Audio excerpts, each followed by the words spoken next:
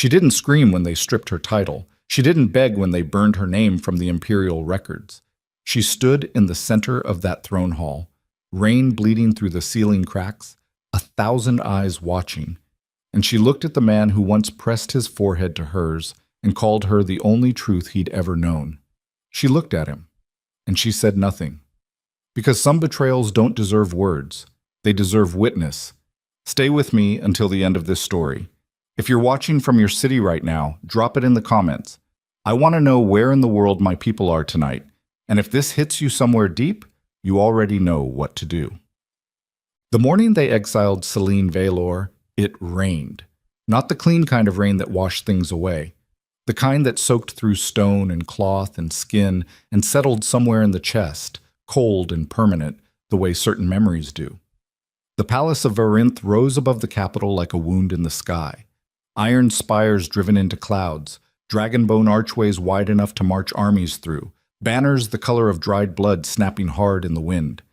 Everything about it was built to make people feel small. That was the point. The Empire did not invite submission. It engineered it. Celine had understood that from the beginning. She stood in the antechamber outside the throne hall with her wrists bound in ceremonial silver cord, not tight enough to cut, but tight enough to announce what she was now. The 2 imperial guards flanking her did not look at her face. Trained soldiers learned that early. Looking at her face too long made men question things they weren't supposed to question. She was 31 years old. She had spent the last 7 of those years building this empire from the inside out, while her husband built it from the outside in. Draven had claws and armies. Celine had memory, timing, and an understanding of human weakness sharp enough to skin a man without drawing blood. Together, they had been something the history books would call a golden era, probably in that carefully sanitized way history books always managed to make catastrophe sound inevitable. The doors to the throne hall were closed.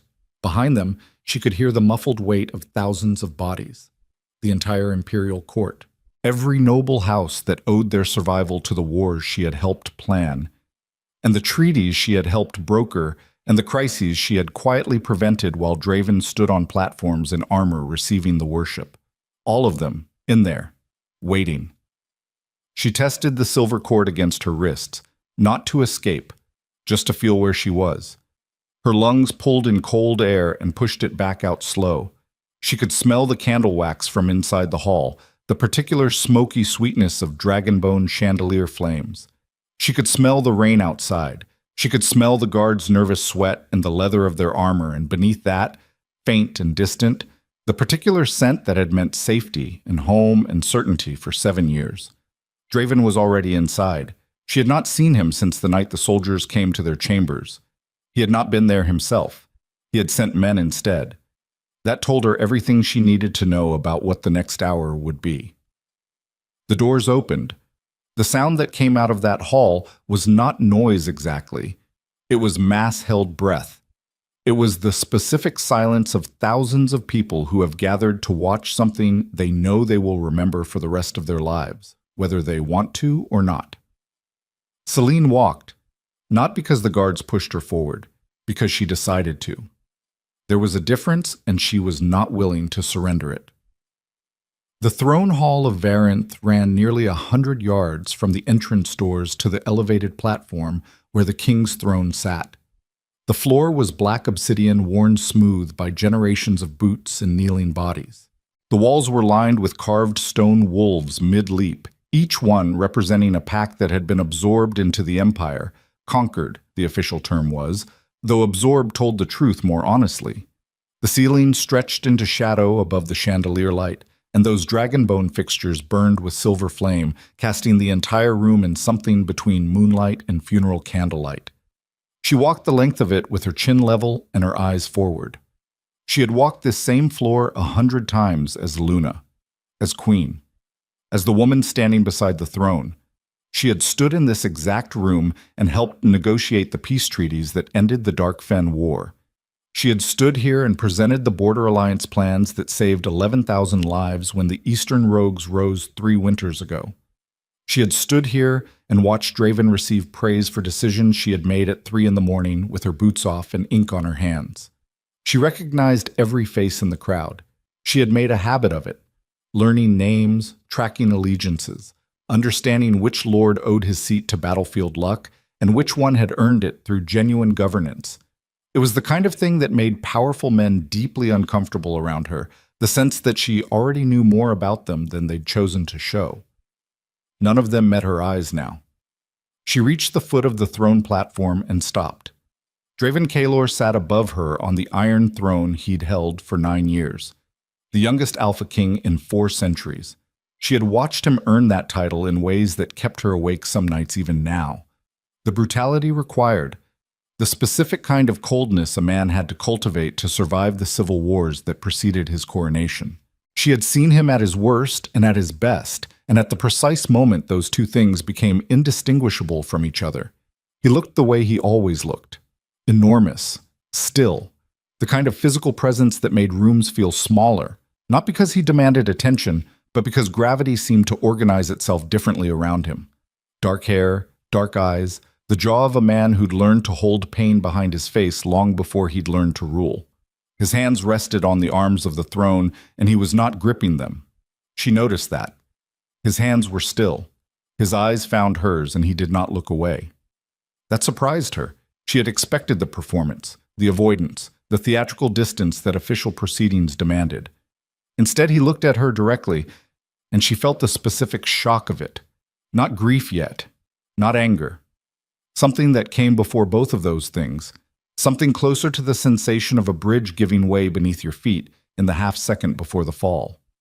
High Regent Malrek Voss stepped forward from his position beside the throne.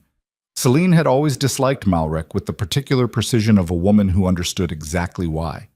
He was 60 years old, lean in the way men got lean, when ambition burned most of the flesh off them. Silver-bearded, sharp-eyed, with the kind of court posture that advertised trustworthiness so loudly it functioned as its own warning. He had been Draven's closest advisor since before the coronation. He was brilliant, patient, and he had spent the last 7 years watching Celine systematically reduce his influence over the king by being more useful than he was. He held a scroll in both hands. His expression was the careful neutral of a man who was trying very hard to appear reluctant about something he had spent months engineering. "By order of the Alpha King," Malrek said, his voice carrying the hall with practiced ease, "the court of Varenth is convened to address matters of treason against the Empire." Treason. The word landed in the hall like a stone into still water. Celine watched the ripple move through the crowd. The small flinches, the careful repositioning of bodies, the instinctive social recalibration that happened when powerful people suddenly needed to decide whether to be seen standing near something dangerous. She said nothing. Malrek unrolled the scroll. Evidence presented to the crown establishes that the woman Celine Vaelor, previously holding the title of Luna Queen of Varenth, did knowingly and willfully provide imperial military intelligence to hostile rogue factions operating beyond the northern border. That the massacre at Blackwater Keep, wherein 340 imperial soldiers lost their lives on the night of the new moon, occurred as a direct result of information she provided to enemy commanders. 340. She knew that number. She had stood in this same hall 18 days ago when the reports came in, had stood beside Draven while the generals delivered the casualty count, had felt his hand close around her arm in the moment before he controlled his reaction, because that was the thing about Draven and grief. It expressed itself first as grip, a physical seizing, the body trying to hold something that was already gone. She had helped plan those soldiers' placements. She had reviewed those routes. She had not given them to anyone. Furthermore, Malrek continued, the Alpha Seal, the sacred instrument of access to imperial war maps and strategic records, was recovered from the Luna Queen's private chambers during a lawful search conducted under royal authority. The seal. She remembered the morning the soldiers came, the way they moved through her rooms with that particular kind of efficiency that told her the search had already been choreographed before it began. The seal had been found in the false bottom of the cedar chest where she kept personal correspondence, a hiding place she had used exactly once, years ago, for letters she'd been writing to her dead mother and had not wanted Draven to see because grief was one of the few things she still kept entirely to herself. Someone had known about that drawer, someone who had access to information about her habits and her private spaces and the specific geography of her trust. "Does the Luna Queen have response to these charges?" Malrek said, and the grammatical slip, Luna Queen, not Luna Queen, the absence of the title's architecture, was so deliberate she almost smiled. "Yes," she said. Her voice carried without effort. She had never needed to raise it in this hall. The room had learned early that when Celine Veilor spoke at low volume, the smart thing to do was lean in. "The charges are false. The evidence was planted. I did not betray this empire. I have spent 7 years preventing this empire from betraying itself." She could feel the crowd's response to the word choice, the small, sharp intake, the shift. Betraying itself. Not a passive accusation, but an active one, aimed at the room as much as the throne. "The seal in my chambers," she continued, "was placed there by someone who understood my private habits well enough to know exactly where it would be found during a lawful search. I suggest the court consider who benefits from my removal and work backward from there." She was looking at Malrek when she said it. He held her gaze with the serene confidence of a man who had already won. Because he had. She understood that, even as she spoke. The evidence had been constructed too cleanly. The timing was too precise. Blackwater Keep had been a slaughter designed to produce exactly this moment. The sealed chamber, the forged record, the mandatory public reckoning under imperial law that allowed no room for deliberation once the Alpha Seal was recovered from a suspect's possession. It was iron. It was perfect. It was the work of someone who had been planning this for years. She turned her eyes to Draven. He was still looking at her. "The law is clear," Malrek said to the king, rolling the scroll closed with the finality of a man closing a chapter. "The Luna Queen awaits the Alpha King's judgment." The silence that followed was not empty. It was the densest kind of silence, the kind that contained everything everyone in the room was too afraid to say aloud, the kind that placed itself between a man and the decision he was about to make for the rest of his life without quite knowing it yet. Draven stood. He came down the 3 steps of the throne platform, which was unusual. The formality of imperial sentencing did not require the king to move. He descended anyway, and for 1/2 second Celine felt something that she would later identify as hope, which was perhaps the cruelest thing her body did to her in that entire ordeal. He stopped 4 feet from her. Up close, she could see the lines the last 18 days had carved into his face. He had not been sleeping. She knew all the ways his sleeplessness expressed itself. The particular shadow under his eyes, the way his jaw held tension differently, the slight roughness at his throat where he'd forgotten to shave evenly. She knew him with the detailed involuntary knowledge that 7 years of shared life produced, and she hated that she could read him so accurately in the moment he was about to dismantle her. Celine. Her name in his mouth. Just that. Just the sound of it, and she kept her face still with the discipline of a woman who understood that what happened in the next 3 minutes would define every minute after. "You were given access to the most guarded intelligence this empire possesses," he said. "You knew the troop movements. You knew the routes. You knew the seal's function. So did 15 generals, 14 high counselors, and your high regent," she said. Something moved through his expression. A flicker. Fast, like a coal catching and dying before the flame could take.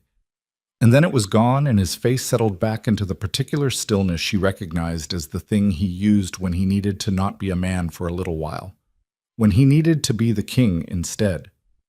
"The evidence is a fabrication," she said. She stepped closer. The guards moved and she ignored them. "Draven, look at me. Not as a king, as the man who sat with me in the Darkfen negotiations for 11 straight days and watched me hold that alliance together when it was falling apart at 3 in the morning. Look at me and tell me what you actually believe." The hall was so quiet she could hear candle wax dripping. He looked at her. "I believe," he said, "that I cannot rule an empire on what I want to be true." She understood then. Not the betrayal. She had understood that from the moment the soldiers knocked, but the specific shape of it. He was not being deceived. He was choosing to be deceived. He was taking the clean, brutal logic of imperial necessity and using it to wall off the part of him that knew what she was saying was true, Because the alternative was something his empire could not currently survive, and he had not yet learned that the empire's survival was not the most important thing in the room. He had not learned it yet. He would. She stepped back. One step, deliberate, placing the distance there herself before he could manufacture it. Then say it, she told him. If you've decided, say it. He lifted his gaze to the court. By imperial law and the authority of the Alpha bloodline, Draven said, and his voice did not shake, which was the part that would stay with her longest. Not the words, but the steadiness of them, the complete muscular control he maintained while he burned their history to ash with his mouth. The Luna Queen Selene Valor is hereby stripped of all titles, rank, and standing within the Empire of Varenth. The hall breathed, one collective exhale. She is branded traitor and sentenced to exile beyond the Ashen Frontier, effective at the next dawn. She felt it move through the room, not sound, but the absence of it, the specific acoustic of witnesses absorbing something they understood they would carry for a long time. 340 dead soldiers. And now this, the Empire tallying its cost. She kept her eyes on him. You built an empire powerful enough to kneel nations, she said quietly. Quiet enough that only he could hear clearly, though the front rows of the court would catch fragments. Quiet enough that it was not a speech, but a verdict. But not powerful enough to survive your own pride. Something in his face cracked. She turned before she could see how badly. Before the thing that was happening behind his eyes could make her feel anything other than what she needed to feel right now, which was clear, which was certain, which was the cold and particular conviction of a woman who has just understood exactly what she is going to do with the rest of her life. The guards moved to flank her. She let them. She walked back through the throne hall the way she had entered. Chin level, eyes forward. The crowd watched in silence, and she did not look at their faces, not because she feared their pity, but because she was busy doing something more important. She was memorizing the feeling, not the grief. Grief was easy. Grief was just love refusing to release its shape. She was memorizing the specific sensation of this moment, the silver cord at her wrists, and the candle smell, and the weight of 300 pairs of eyes, and the sound of Draven's voice delivering her exile without breaking. She was memorizing it because this was the exact feeling she was going to use as fuel for every single thing she built next. The doors closed behind her. She was alone in the antechamber for exactly 3 seconds before the sounds of the official proceeding resumed inside. The administrative shuffling of an empire moving on to its next item of business. She looked down at the silver cord around her wrists. Then she looked up at the guard who held the key to the ceremonial binding.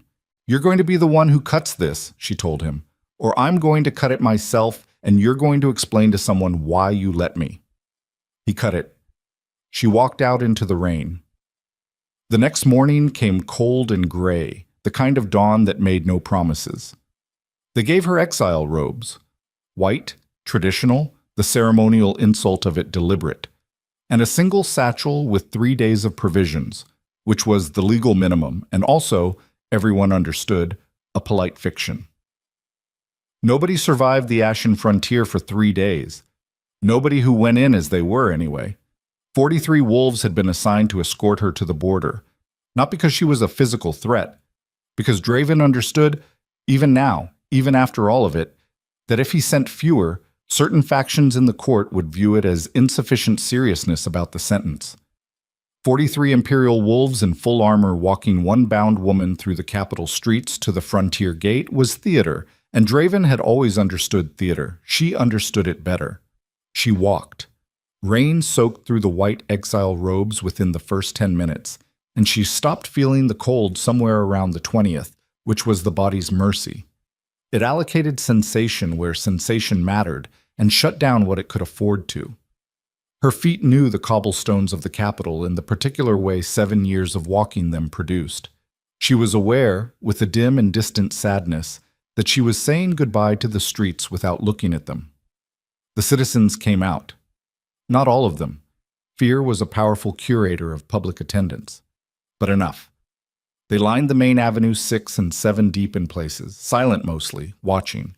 A few had flowers, a few had stones.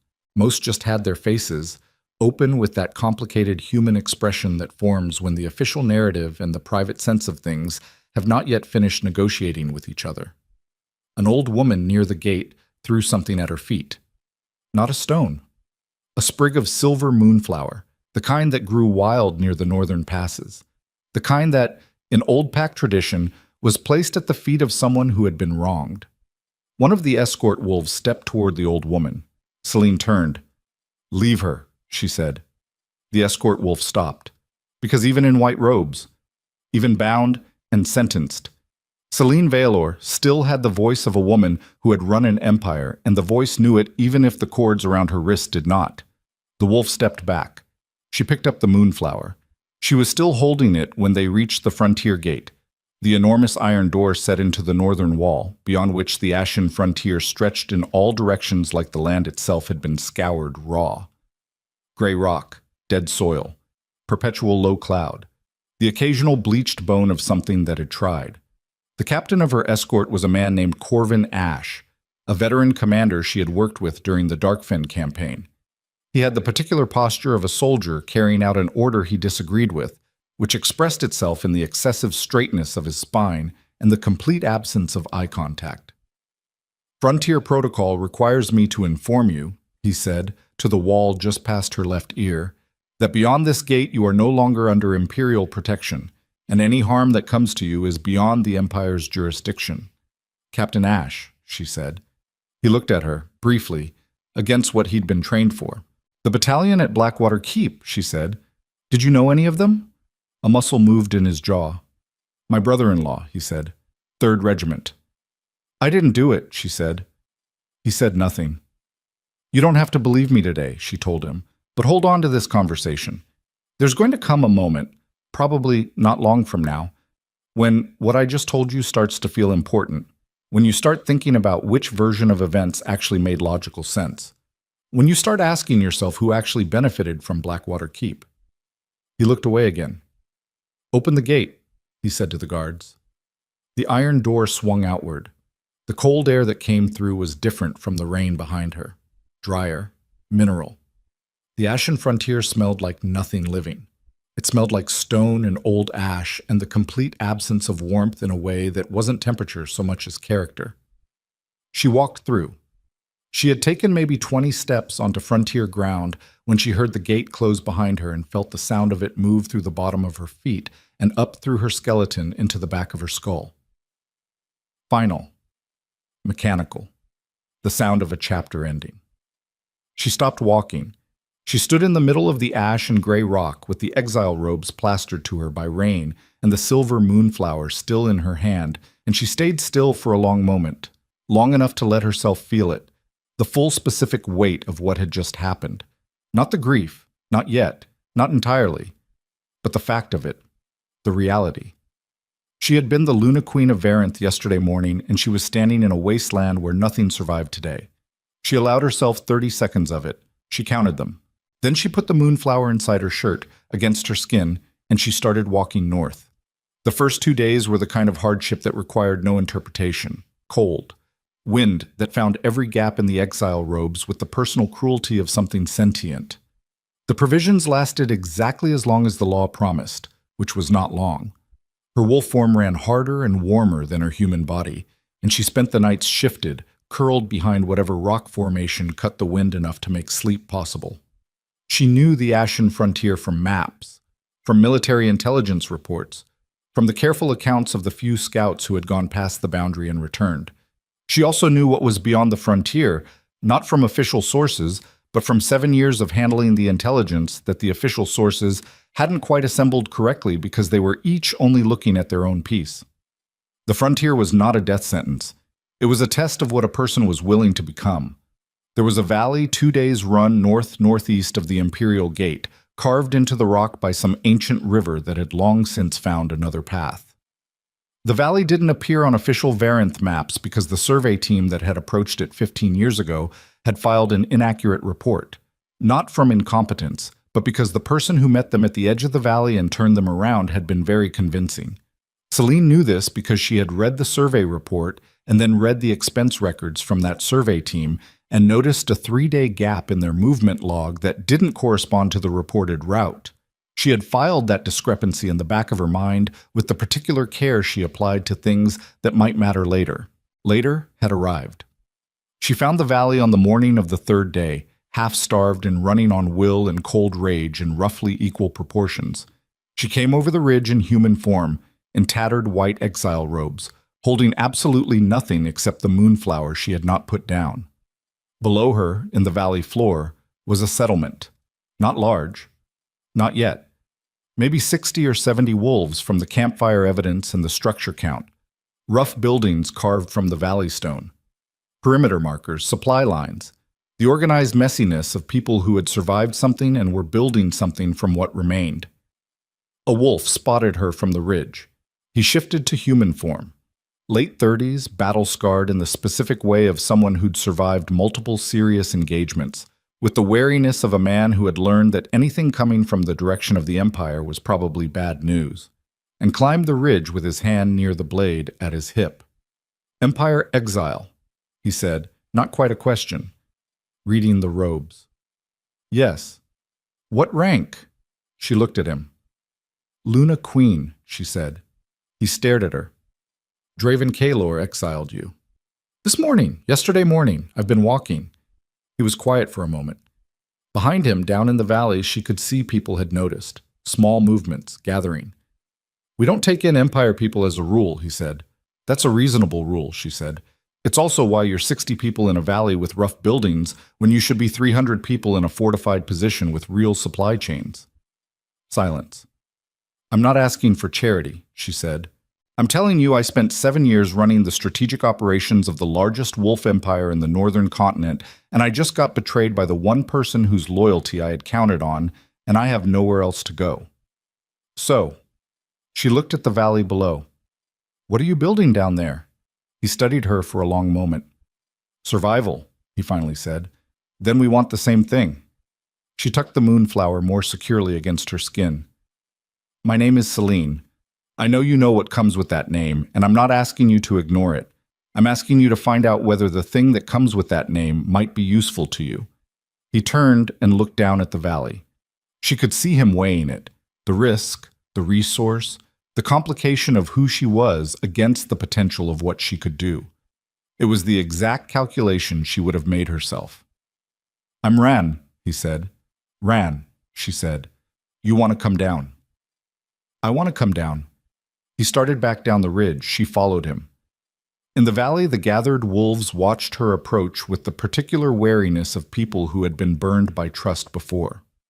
She saw it in the set of their shoulders and the way the children were positioned behind the adults and the small, involuntary stepping back that happened as she passed through the perimeter markers. She understood it. She did not take it personally. Trust was a thing that got rebuilt the same way everything else got rebuilt. Slowly, through action, through proof, through the accumulation of instances in which a person did what they said they would do. She would give them time. She had nothing but time. 3 weeks into the valley, she had reorganized their food storage system and identified 2 structural weaknesses in their perimeter defense that would have gotten people killed over the winter.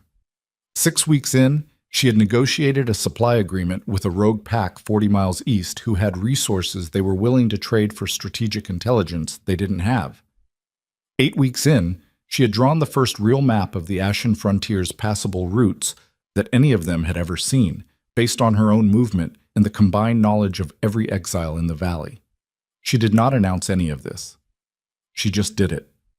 And one morning, around the 10-week mark, she woke up before dawn and walked to the edge of the valley and stood looking north at the dark mountains rising beyond the frontier, and she understood something that had been assembling itself quietly for weeks. She was not going to survive the exile. She was going to build something that would outlast the empire that had exiled her, not from anger.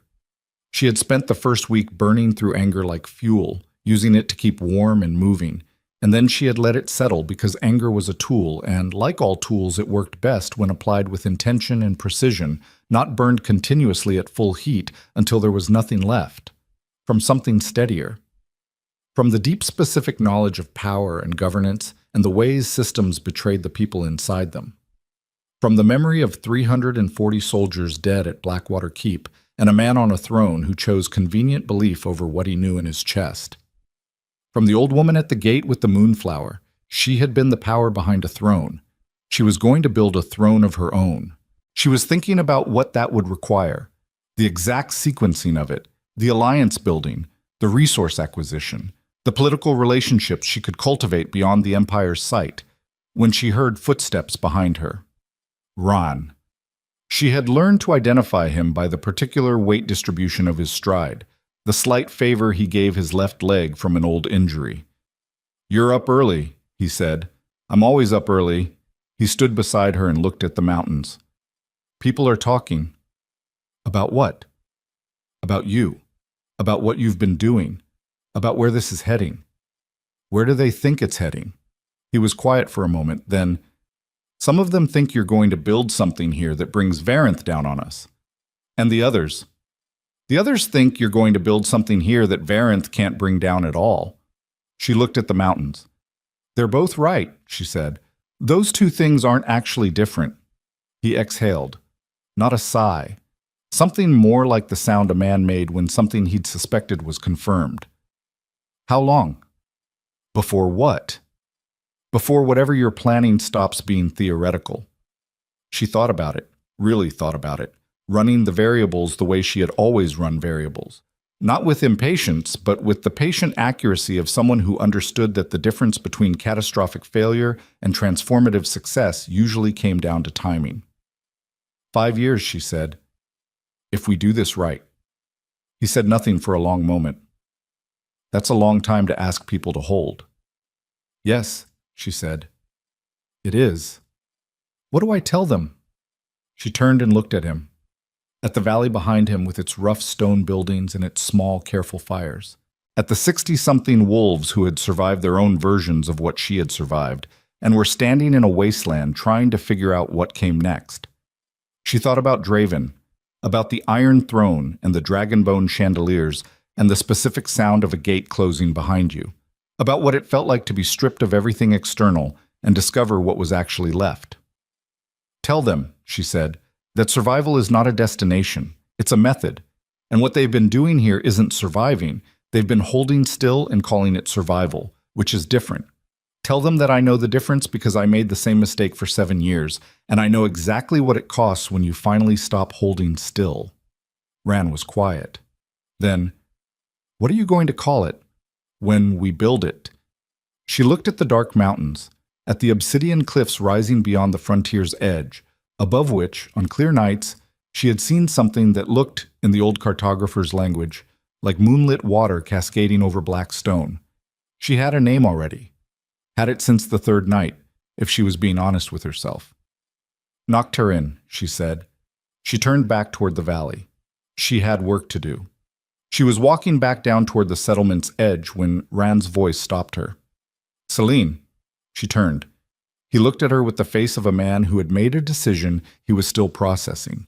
Behind him, the first wolves of the early morning watch were moving through the perimeter, and the children were beginning to emerge from the sleeping quarters, and the particular specific liveliness of a small settlement waking up was filling the valley with sound and breath and movement. "One of our scouts came back last night," he said, "after you were asleep." Something in his tone changed the quality of the morning air. "Draven's northern battalions," he said, "the ones that have been moving for 3 months, the ones we've been tracking." She went still. "They're not heading to the eastern border," Rand said. "They're heading here. Corvin Ash is leading them. 40 Imperial wolves, full armor, and orders that our scout couldn't get close enough to read." She stood in the gray dawn light with the ash of the frontier at her feet and the moonflower still against her skin, and 40 Imperial wolves somewhere between her and everything she had begun to build, and she understood, with the cold precision of a woman who had spent her entire adult life reading the exact moment when a situation stopped being a situation and started being a reckoning, that this was not a search party. Corvin Ash didn't lead search parties. He led responses to threats, which meant either Draven had already identified the valley and decided a wolf living in exile was more dangerous than a wolf left for dead, or something else was happening. Something she didn't have enough information for yet. Something that had sent 40 Imperial wolves into a wasteland they believed nobody could survive, heading toward a place they shouldn't have known existed. She looked at Ran. "How far?" Scout said 2 days. Maybe less if they push. 2 days. She had built 60 people and rough buildings, and the beginning of something that deserved to survive. She had 2 days to decide what she was going to do about the empire she'd spent 7 years building, arriving at her door before she was ready. She looked at the dark cliffs, at the mountains, at the place where Nocturne existed right now only in her mind, and the dawn air and the potential of the 60 people sleeping inside those valley walls. 2 days was not enough time. And also, it was exactly enough time. She had made something from nothing in a wasteland where nothing survived. She had reorganized supply chains and drawn maps and rebuilt the strategic confidence of 60 people who had been told by the most powerful empire in the northern continent that they were not worth keeping. She was not afraid of 40 wolves. She was afraid of what 40 wolves meant. She turned back toward the settlement. "Wake everyone," she said. "Not to panic. Wake them calmly and tell them I need to speak to all of them before the sun is fully up." Ran moved. She stood alone for one more moment at the valley's edge, looking south toward the imperial gate she had walked through with her wrists bound in silver cord, and she understood, with the full weight of a woman who had been to the bottom of what she was made of and found out it was denser than she'd known, that whatever came through that frontier in 2 days was going to find something very different from what it expected. Not ruins, not a traitor in exile, something that did not yet have a name for what it was, but was already, in the gray light of the ashen frontier, beginning to understand its own shape. The wind picked up from the north, the moonflower pressed against her chest, and somewhere behind her, inside the valley, 60 wolves were waking up. The 60 wolves gathered in the valley before full dawn, and Celine stood in front of them without a platform, without elevation, without anything between her and their faces except cold air and the particular quality of attention that people gave when they understood something significant was about to be said. She had learned early, first as a counselor's daughter, then as a queen, now as whatever she was becoming, that the physical architecture of authority mattered less than people assumed. Thrones and platforms and ceremonial height were props for people who needed props. Real command happened at eye level. It happened when the person speaking did not need the room to be arranged in their favor. She looked at them, not at the crowd as an abstraction, at faces. The battle-scarred man who had given her his extra blanket in the second week without being asked. The woman with the 3 children who organized the food rationing with a precision that Selani had quietly admired and then quietly improved. The young wolf, barely past his first shift, who had asked her 4 weeks ago why she didn't seem afraid, and to whom she had said, honestly, that she was afraid every hour and had just gotten good at making fear work for her instead of against her. "Imperial wolves are 2 days out," she said. 40 of them, armored, heading here. The silence that followed was different from the silence in the throne hall, that had been the silence of people afraid to be seen reacting. This was the silence of people doing rapid survival calculations, which was a more useful kind of silence. "They know we're here," said a woman near the back. Dara, mid-40s, former border pack, the one who handled their perimeter watch rotation with the calm competence of someone who had been running from things long enough to know exactly how much time a 2-day head start actually bought. "Someone gave them our location," Celine said, "or they tracked our scouts and worked backward. Either way, they know." "How certain are you it's not a search party?" said Ran from her left. Corvin Ash leads punitive responses. He led the Darkfen River incursion. He led the Southwall crackdown in Year 6. Draven sends him when he needs something resolved, not found. She paused. Whatever order brought 40 wolves into a wasteland, it didn't use the word retrieve. "So they're coming to kill us," the young wolf said. "Finn." He said it the way the young said hard things, directly, almost hopefully, like clarity itself was a form of protection. "They're coming to eliminate a potential threat," Celine said. "Whether that means killing depends on what they find when they arrive, and whether what they find looks like a threat worth the political cost of a massacre." "What does look like a threat?" She looked at Finn. "Something organized," she said. Something with supply lines and perimeter markers and 60 people who are standing in the dark before dawn, having a strategic conversation instead of running. The young wolf held her gaze. "So we don't run," he said. "We don't run," she confirmed. The collective exhale that moved through the group was not relief. It was the specific physiological response of people whose bodies had already decided before their minds finished the argument. She recognized it. She had felt it herself in the antechamber outside the throne hall. The moment when the options collapsed down to one, not because there were no others, but because only one was actually livable. She spent the next 3 hours with Ran and Dara, and 2 others whose skills she had cataloged carefully over the preceding weeks, building the response in the specific way she had always built responses. Backward from the outcome she needed, forward to the first action that had to happen before dawn was fully established. 40 Imperial wolves in full armor could end the settlement inside an hour if they arrived to find 60 people scattered through rough buildings with no defensive positioning and no plan. That was one future. It sat at the end of doing nothing, which was always the most tempting choice and always the most expensive one. The other future required the next 48 hours to be used with a precision that left no room for improvisation after the fact. "The northern ridge," she said, pointing at the valley map she'd drawn from memory. "A rough thing, charcoal on flat stone, accurate enough. It creates a natural choke point. 40 wolves in armor moving in formation have to compress to get through it. Compressed formation can't maneuver." "We can't fight 40 Imperial soldiers," Dara said. "No," Celine agreed. "We're not going to fight them. We're going to make fighting us look like the wrong calculation." Ran looked at the map. "You want to meet them at the ridge." "I want to be at the ridge before they are, with our people in position, not to attack, to be seen.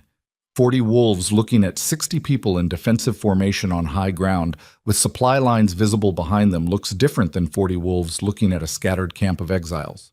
"It looks like a war they might lose," Ran said slowly. "It looks like a war that costs more than the order was worth," she corrected.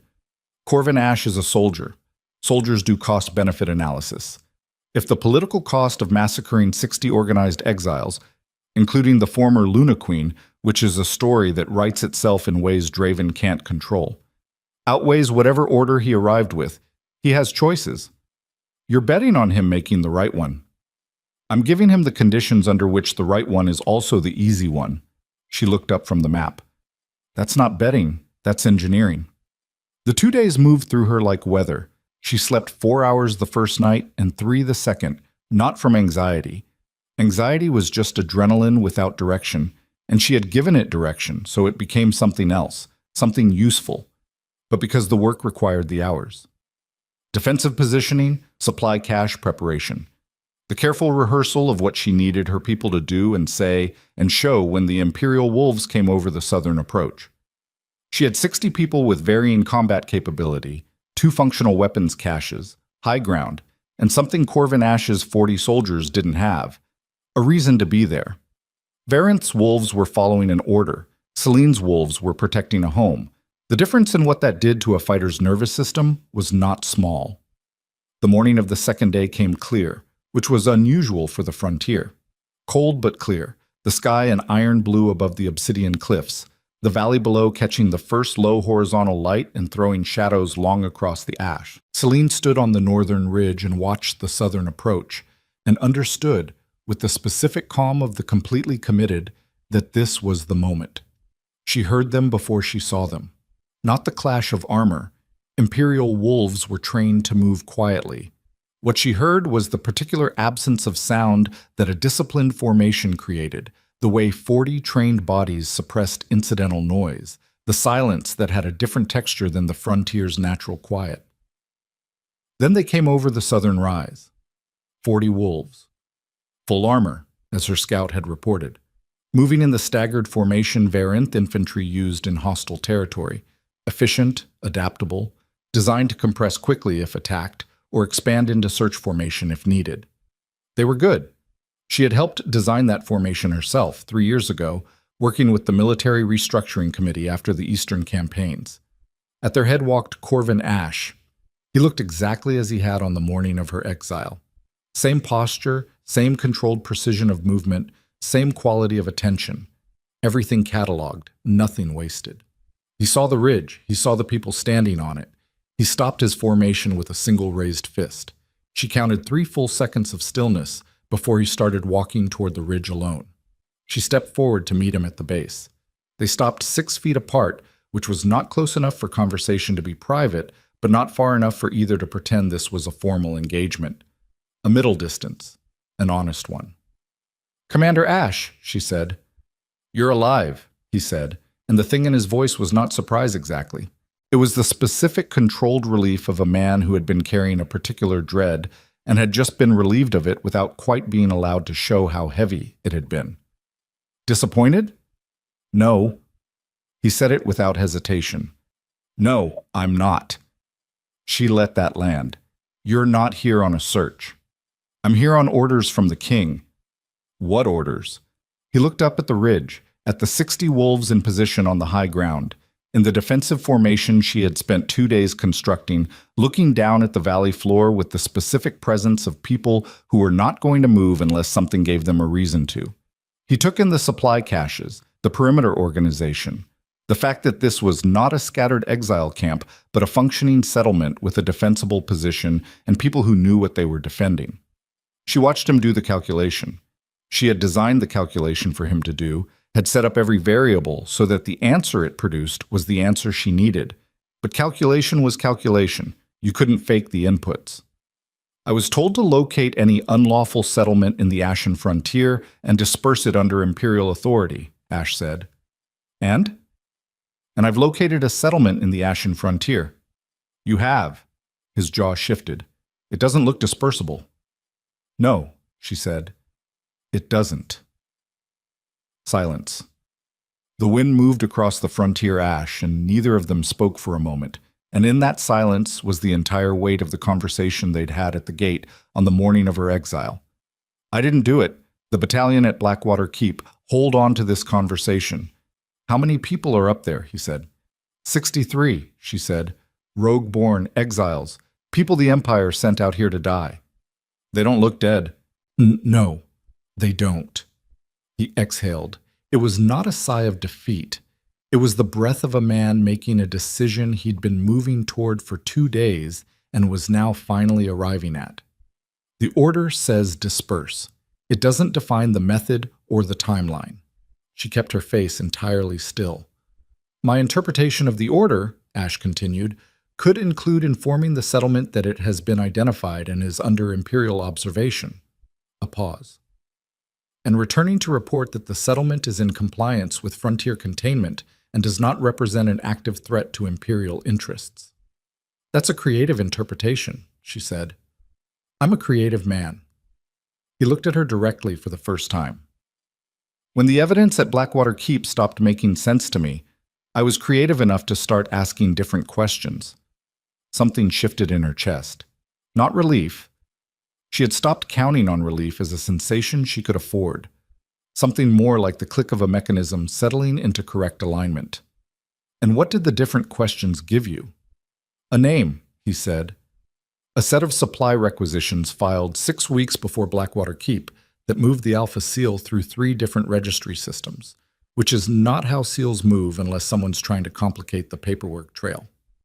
And a high regent who has quietly expanded his military authority by about 40% since your exile." She looked at him. "Malrek," she said.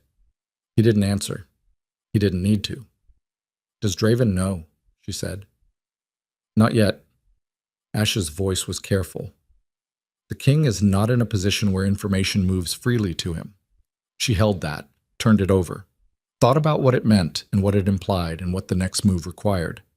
"He's sick," she said. It wasn't a question.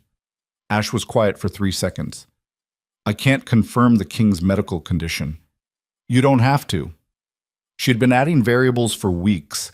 The timing of Malrek's power consolidation, the nature of the orders being issued, the specific way 40 wolves had been sent to deal with a frontier exile camp instead of 5, which was all it would have taken to handle a scattered group of survivors. 40 wolves on a frontier mission when the Empire had active threats on 3 borders meant the Empire could spare 40 wolves on a frontier mission, which meant the Empire's active threats on 3 borders were not being handled the way they should be handled, which meant the military command structure was either distracted or disrupted, or both. "What's wrong with him?" Ash said nothing. "The Alpha bloodline sickness," she said. "It started with the generals, the Eastern battalions. I've heard things even out here." His silence confirmed it more clearly than his voice would have. "How long?" she said. "Long enough that you should understand why someone thought sending 40 wolves to a wasteland was an acceptable use of resources." He looked up at the ridge again. "Whatever you're building here, you need to build it faster." She looked at him. This man who had cut the silver cord from her wrists on the morning of her exile, who had let the old woman with the moonflower stand unmolested, who had carried a question in his chest for months, and had apparently been doing something with it. "When you go back," she said, "you're going to tell them the settlement is dispersed." That's what my report will say. "And when you see Malrek Voss." Something in Ash's expression shifted. The controlled neutral of a veteran soldier showed the faintest edge of something colder and more personal underneath. "I'll tell him the frontier was clear. Don't let him read anything on your face when you do. I've been keeping things off my face for 20 years. He looked at her steadily. "Can you say the same?" She almost smiled. "Go back, Commander." He looked at her for another moment. Then he turned without ceremony and walked back toward his formation, and she watched him go with the particular attention she gave to things she needed to remember exactly. The posture, the pace, the way his right hand stayed loose at his side instead of reaching for his blade the way it would have if he'd been walking away from an enemy. He called his formation together with a sharp gesture. They reorganized quickly, efficiently, the specific snap of Imperial military discipline. Then they turned south and walked back the way they'd come. She stood at the base of the ridge until they disappeared over the southern rise. Then she looked up at the 63 wolves on the high ground above her, at Ran and Dara and Finn and the woman with 3 children and the veteran with the blanket and everyone else who had woken before dawn and stood in position for 3 hours because she'd asked them to. She raised her hand. Not a signal, not a victory gesture, just a raised hand, just acknowledgement. And the 63 wolves on the ridge exhaled. In the weeks that followed, Celine stopped calling it survival to herself and started calling it what it was: construction. She had always understood, in the abstract, theoretical way of someone who had studied power from inside a palace, that the difference between a camp and a civilization was not resources or population or time. It was decision-making architecture. It was the question of how a group chose to organize itself when the pressure of immediate threat lifted, and the slower, harder work of endurance began. The valley did not have those structures. It had habits. Informal hierarchies built from physical toughness and seniority in exile, which were not nothing. Hierarchy was not nothing. Survival seniority was not nothing, but which were also not sufficient for what was coming. She knew something was coming because Corvin Ash had told her it was, even without saying so. The timeline had been moved. Whatever she had planned to build in 5 years, she needed to build in less. She began to understand this with the specific physical response she'd learned to trust. A tightening along the base of her sternum, not fear, but alert. The body's honest assessment of a situation before the mind had finished its calculations. She started with the councils. Not a single leader model. That was Varinth's architecture, and Varinth's architecture had shown her exactly where single leader models broke. She built something with distributed authority and clear domains: resource management, external relations, internal mediation, defensive strategy. She pulled the people best suited to each role, not by asking for volunteers, but by watching who was already doing it informally and making the informal formal. This was the thing about power that most people who wanted it misunderstood. It was already being exercised somewhere in any human system.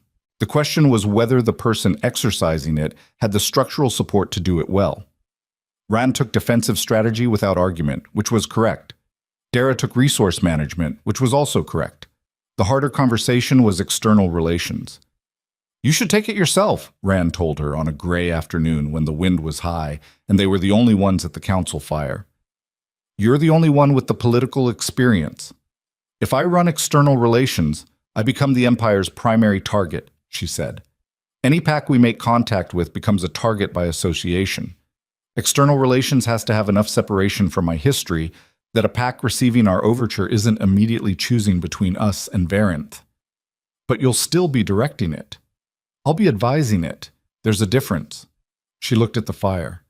I spent 7 years being the one actually running things while someone else was the visible face of it.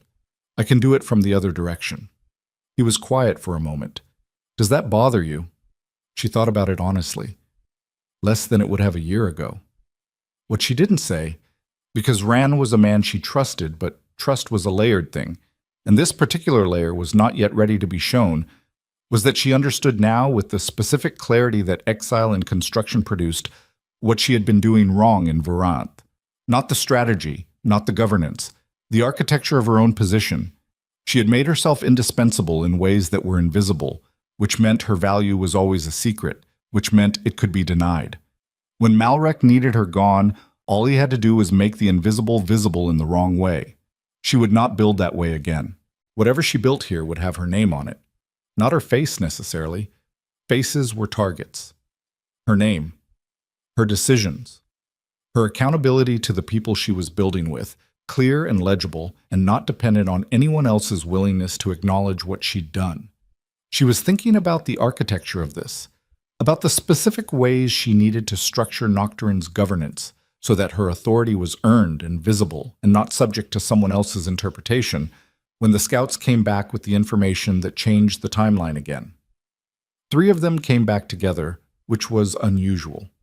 She heard them arrive at the perimeter and walked to meet them before they were summoned because the sound of 3 scouts returning at the same time had a specific quality that her body knew before her mind did.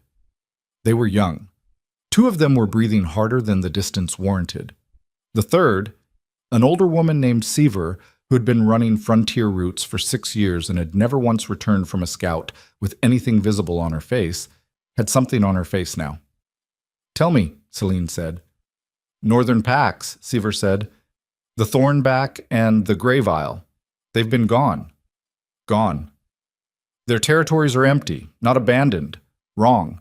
The camps were left mid-meal, fire pits still warm when we got there, like everyone stopped in the middle of whatever they were doing and..."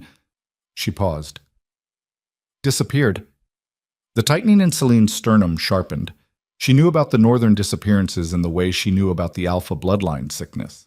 From fragments, from the pieces of information that reached the frontier from traitors and runners, and the occasional deserter from Imperial units. She had been assembling those fragments for months, and the picture they were making was not one she liked. "What else?" she said. Sever looked at her. "The Thornback Alpha," she said. "Bren Carr. He was known. Ran the northern approach for 12 years. Not someone who spooked." She paused. "We found his badge, his leadership badge, in the middle of the camp clearing. No blood, no sign of struggle. No blood was worse than blood. Blood meant something physical, something that could be assessed and understood and responded to with physical countermeasures. No blood meant something else, something that came in a way that left no trace of its arrival." "The same thing that's happening to Varanth's soldiers," said one of the younger scouts, barely keeping his voice level. "The feral madness, We don't know that," Celine said. Not sharply, level. Leveling was important right now. "We know the Thornback and Greyvile territories are empty, and a leadership badge was left without context. That's what we know." "What do we do?" he said. She looked at the 3 of them, at the frontier around them, at the obsidian cliffs rising above the valley, beneath which she had spent 8 months building something that now needed to survive not just an empire's attention, but whatever was moving through the northern territories with enough force to empty a 12-year Alpha's camp mid-meal without leaving blood. She had come out here as a woman who'd had everything stripped from her. She had spent 8 months building. She had known, in the way she always knew things, the way the body understood before the mind caught up, that what she was building was going to be tested before it was finished. She just hadn't known the test would come from 2 directions at once. "We're going to need more people," she said.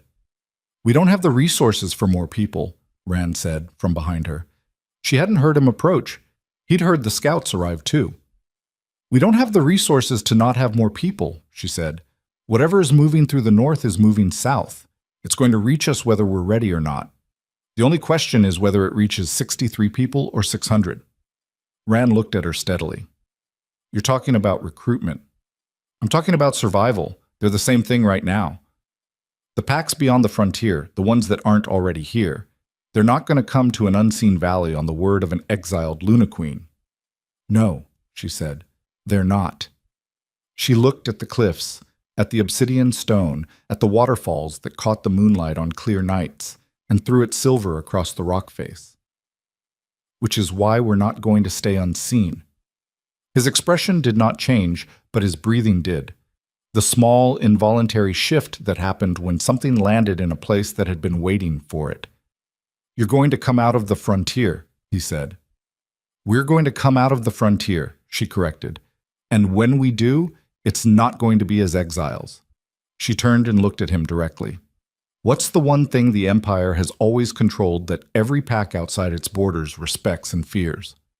He thought about it. The bloodline, he said. The Alpha bloodline. Not just that. She held his gaze.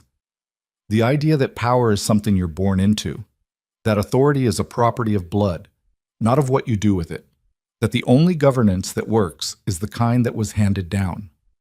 You're going to challenge that. I'm going to demonstrate it's wrong, she said, because it is wrong. It was always wrong. Draven didn't hold the Empire because of his blood. He held it because of what he did with the first 5 years before the blood story became convenient. He conquered through competence and then built a mythology of inevitability around it. What I'm going to build here, she stopped. Rand waited. What we're going to build here, she said, is what that looks like when the mythology is stripped away and only the competence remains. No bloodline claim, no conquest, just a better system that people choose because choosing it is the only thing that makes sense. Outside, the clear sky was turning the first deep shade of late afternoon, that cold iron blue she had come to associate with the frontier's particular quality of honesty. It did not offer warmth. It offered clarity. You said 5 years, Rand said. I was wrong. How long? She felt the tightening in her sternum that was not fear, that had never been fear, that was something she had stopped resisting months ago because resistance was wasted on things that were already decided. 2, she said. Maybe less. He was quiet. Ran, she said. What do you know about the lunar bloodline?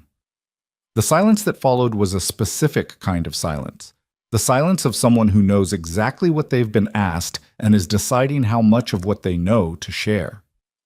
Old stories, he said carefully. Old true stories, she said. He looked at her for a long moment, and she understood.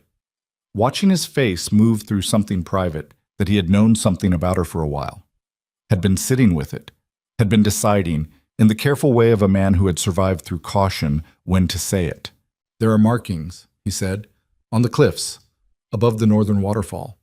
They've always been there, older than any settlement, old pack language. The scouts who found this valley years ago thought they were decorative. But you didn't think they were decorative, she said. I thought they were a warning, he said, or an invitation. I could never decide which. Show me, she said. They climbed to the waterfall at dusk, Ran and Celine alone, the valley settling into its evening sounds below them. The path up the cliff face was not obvious. She had looked at these cliffs for months and not seen the path, which meant the path had been designed not to be seen, which meant someone had designed it. The markings were above the waterfall, carved into the obsidian face at a height that required the full climb. Old language, older than the Imperial recording systems, older than the standardized pack glyphs that Varenth used in official documents. She had seen fragments of this language in the Imperial archive, 3 documents, heavily restricted, filed under a category label she had once needed to request special access to read. Forbidden Bloodline Records. She stood in front of the markings with the dying light coming silver off the waterfall beside her, and she read them. She was a third of the way through when her right hand started to burn. Not metaphorically, not the poetic warm glow of recognition that stories described. A genuine physical burn, specific and sudden, localized to the inside of her wrist where the silver cord had been tied on the morning of her exile. She looked down. Her skin was unmarked, but beneath it, She could feel something that had no name in the language she'd used for 31 years. Something that knew these markings. Something that recognized them the way a body recognized its own heartbeat. Not as information, but as fact. "Celine," Rand said. She looked at him. "Your eyes," he said quietly. She looked back at the markings and kept reading, and the burning spread from her wrist up her forearm, and she let it because she understood, with the specific physical certainty of a body that had learned to tell the difference between damage and transformation, that this was not the second. She finished reading. She stood for a long moment in front of the cliff face with the waterfall speaking beside her, and the valley below her, and the frontier spreading south toward the empire that had exiled her and north toward whatever was emptying camps without leaving blood. She understood now what she was. Not what she had been told she was. Not Luna, not Queen, not Traitor, not Exile. What she actually was. The thing the markings described. The thing that had apparently been waiting in the architecture of her blood for 3 decades until the conditions were right for it to understand itself. She turned. Rand was looking at her with the expression of a man who has just watched something he believed theoretically become real, and who is now doing the rapid internal restructuring that required. "You knew," she said. "I suspected," he said carefully. "There are stories. From before the Empire. From the old packs who ran these territories before Varanth absorbed them or pushed them north. Stories about a bloodline that wasn't Alpha and wasn't Beta and wasn't what the Empire's hierarchy understood." He paused. "Stories about a woman who had been exiled or lost and who came back as something the Empire couldn't account for. And you brought an exiled Luna Queen to a valley with those markings on the cliff and didn't mention it for 8 months," she said. "I wasn't sure," he said. "I am now." She looked at her wrist, at the skin that showed nothing, and felt like it had been rewritten. "What do the stories say happens next?" "They say the Empire doesn't survive it." He paused. "I don't know if that's a warning or a promise." She thought about Draven, about the throne and the gate and the moonflower, about the Alpha bloodline sickness moving through his soldiers and probably now through him, about Malrek Voss holding the military and the High Regency, and the confidence of a man who had been engineering an empire's collapse from the inside for years. She thought about the empty camps to the north and the specific silence they represented. She thought about Corvin Ash walking away from a ridge he could have attacked, and choosing instead to file a report that said the frontier was clear. She thought about 63 people who had stood in defensive formation in the cold before dawn because she'd asked them to. She looked at the markings on the cliff face, at the language that was older than Varanth's authority and older than the bloodline laws that Varanth used to justify its hierarchy, and older than every system that had ever told someone like her what she was permitted to be. "It's a promise," she said. She turned and began climbing back down toward the valley. Below her in the firelight, she could see the settlement moving through its evening routines. The meal preparation and the perimeter check, and the children's noise and the quiet conversations of people who were building something together in the only place left that was theirs. She watched it from the cliff path and felt the burning in her wrist and the specific weight of what she was now carrying, and she understood, with the full precise clarity of a woman who had never once flinched from understanding things exactly as they were, what the next year was going to cost. Not the effort. She had never been afraid of effort.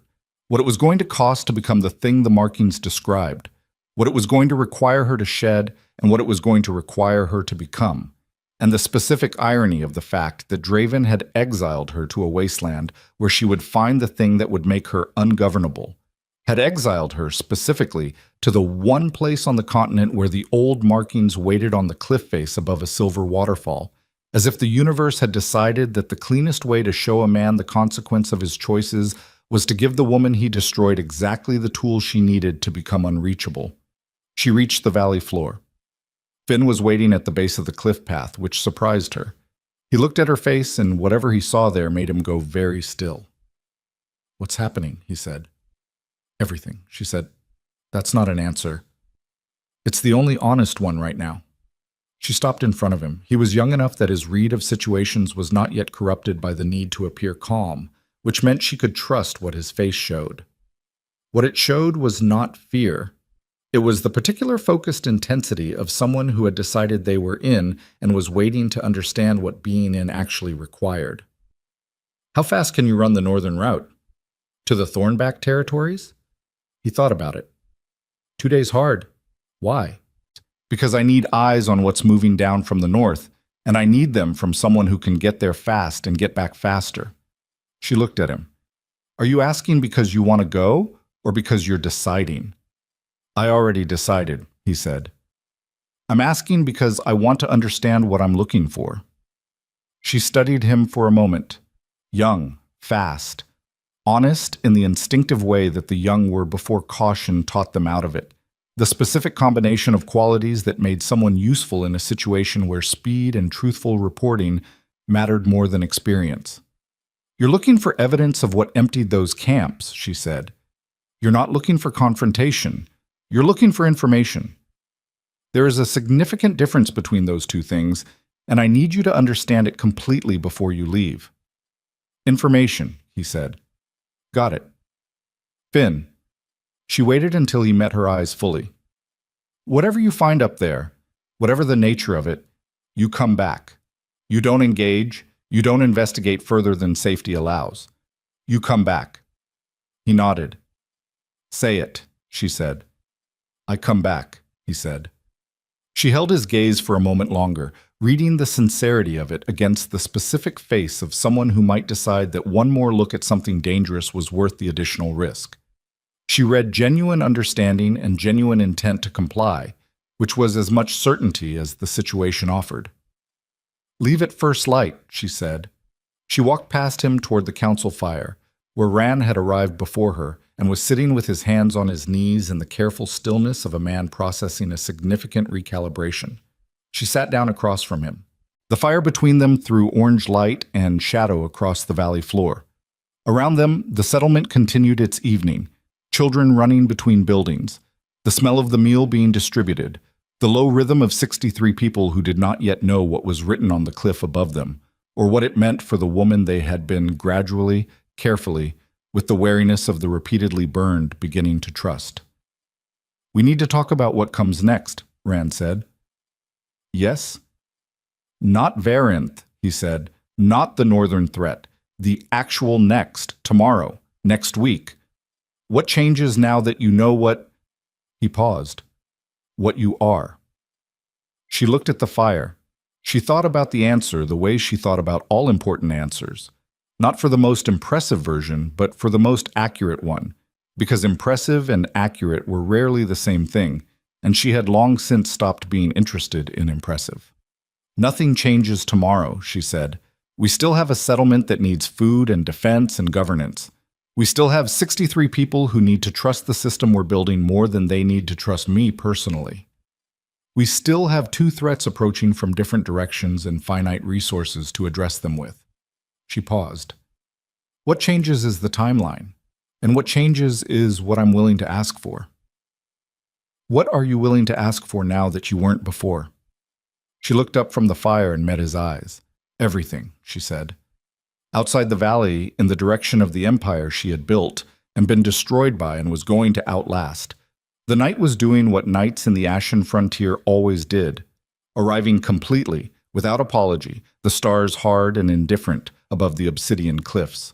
And somewhere in the northern dark, moving south through empty pack territories with no blood and no warning and the particular silence of something that did not announce itself before it arrived, the thing that had emptied the Thornback camps was getting closer. Finn came back in 31 hours. Not 2 days.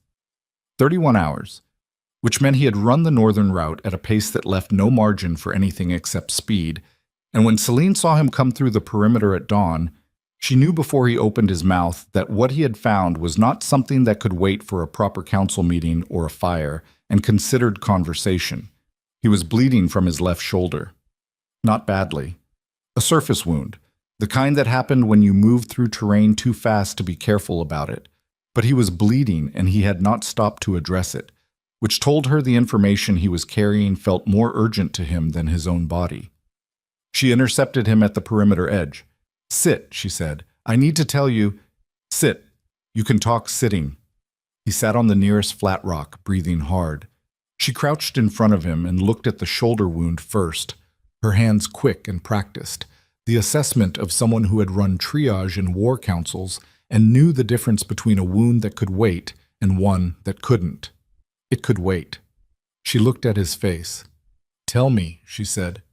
"It's not animals," he said. "It's not sickness. It's not anything natural." He paused, pulling his breath down from the pace he'd been running. "There are soldiers in the Northern Territories, not Varanth Imperial. Different armor, older design, no pack markings. Moving in small units, maybe 8 to 10 per group. They're not killing, they're taking. Taking. People," he said. "Whole camps, whole families. They move in at night, they use something. Some kind of, I don't know what it was. A compound. It smelled wrong. It made my eyes water from 50 yards away. They put people down without blood, and then they carry them out." He looked at her. "I saw it happen. The Greyvale's secondary camp. They still had people in it when I arrived. I watched from the ridge. 8 soldiers, 2 hours, and then the camp was empty and they were gone north." She stayed very still. The tightening in her sternum that had been her body's honest assessment system for the last year told her something specific and uncomfortable, which was that this was not a coincidence arriving alongside the Alpha bloodline sickness and Malrek's power consolidation. This was a third piece. This was the thing that changed the shape of what was actually happening. "Did they see you?" she said. "No, I stayed on the ridge. I ran back immediately." "Good." She stood. "You did exactly right. Go get that shoulder cleaned." "What are they doing with the people they're taking?" She looked north at the obsidian cliffs and the frontier beyond them, at the gray distance where something was moving through pack territories like a hand clearing a table. "I don't know yet," she said. "Go." She walked directly to Ran. The council met within the hour. Ran, Dara, Celine, and the 2 others who held domain authority in the governance structure she had built. She told them what Finn had reported without interpretation, just the facts as he'd described them, because interpretation was a separate step, and she had learned that conflating the two was how you ended up making decisions based on the story you'd built, instead of the thing that was actually there. "Unknown soldiers," Rand said, "taking people alive." "In organized units," Dara said, "with a suppression compound of some kind." "Not Varanth," Celine said. The armor design Finn described matches pre-Empire manufacturing, before Draven's consolidation. The packs that were absorbed in the first 3 years of his reign had their own military traditions, different metallurgy, different insignia structure. "You think they're remnants," Rand said, "old military from before the Empire." "I think someone reorganized them," she said. "Remnant soldiers don't move in coordinated units across multiple territories with suppression compounds and systematic extraction protocols. That's not a remnant. That's a rebuilt force." "Malrek," Dara said.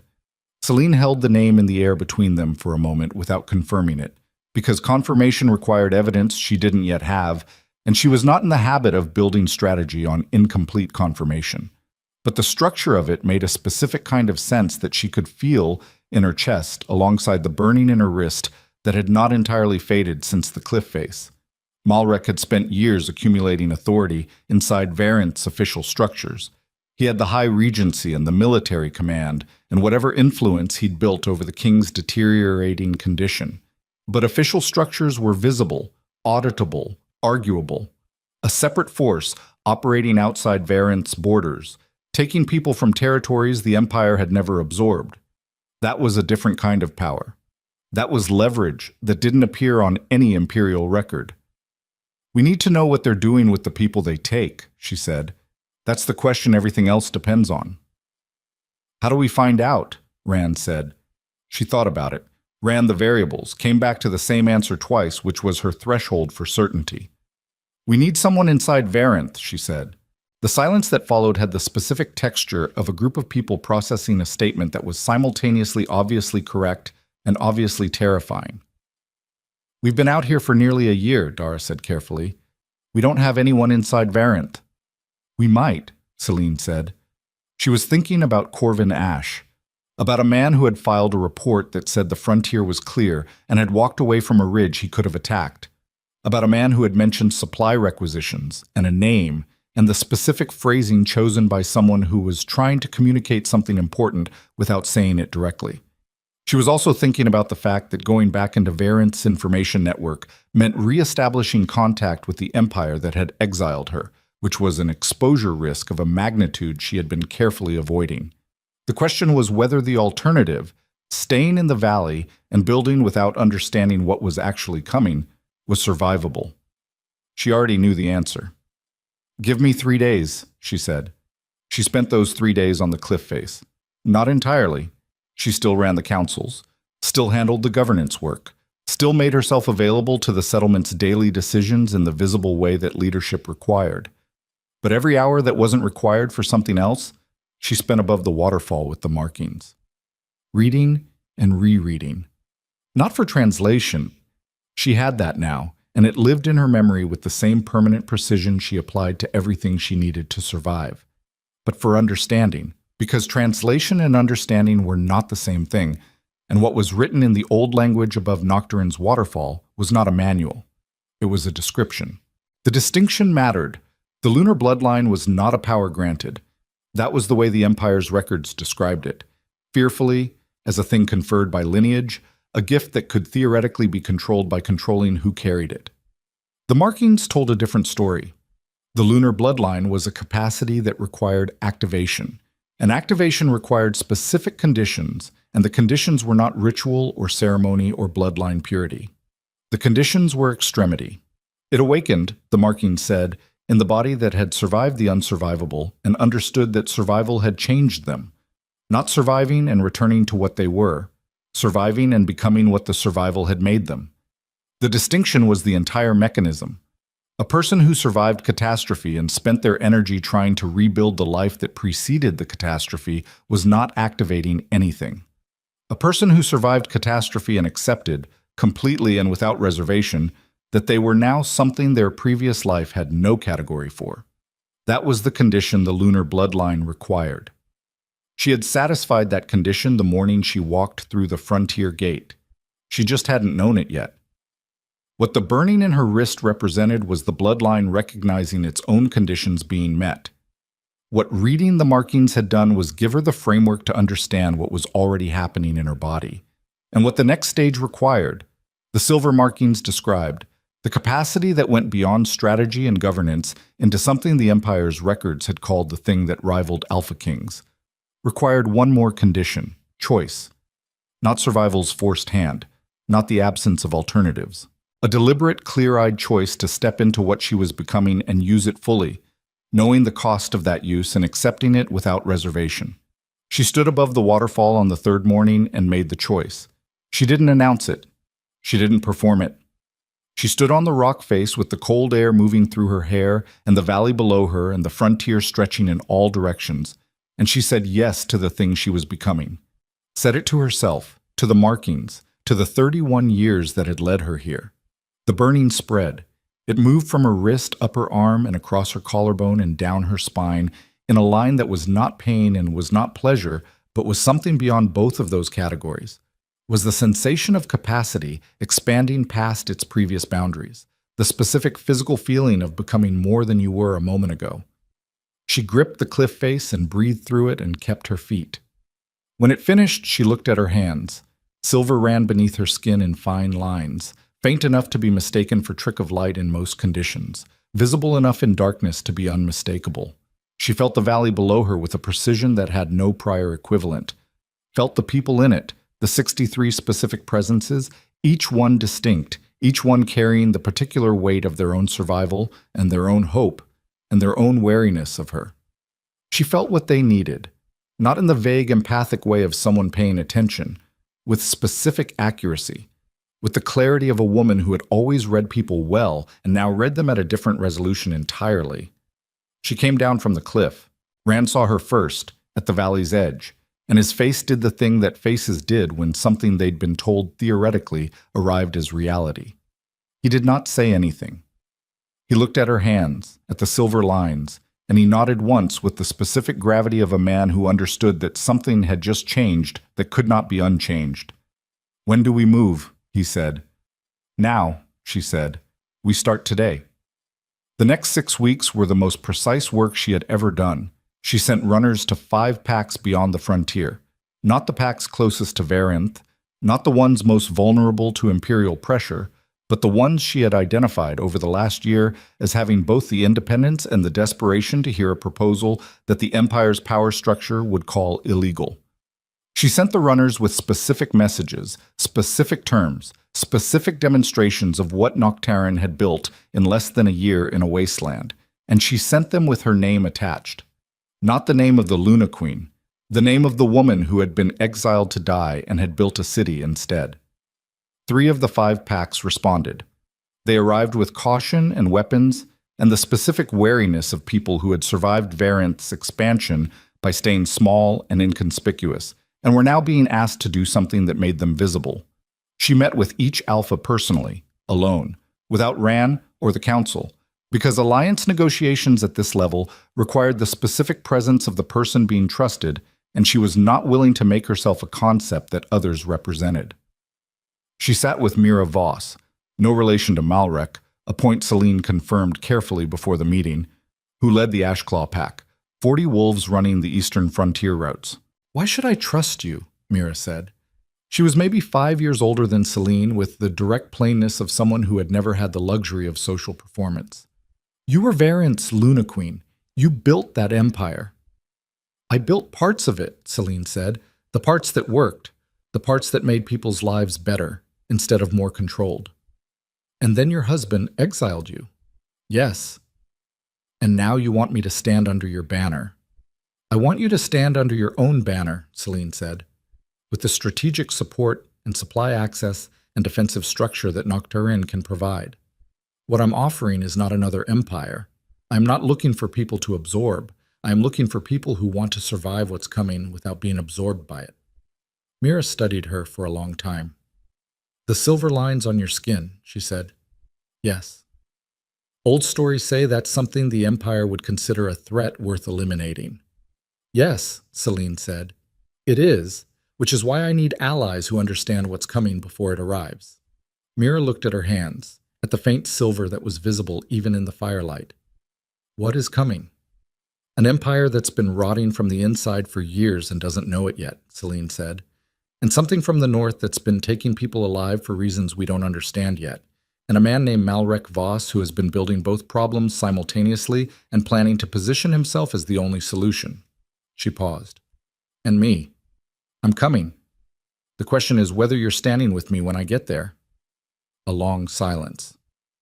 "Your terms," Mira said. She left with Ashclaw's alliance and 2 others, and Noctaren grew. Not just in numbers, though the numbers mattered.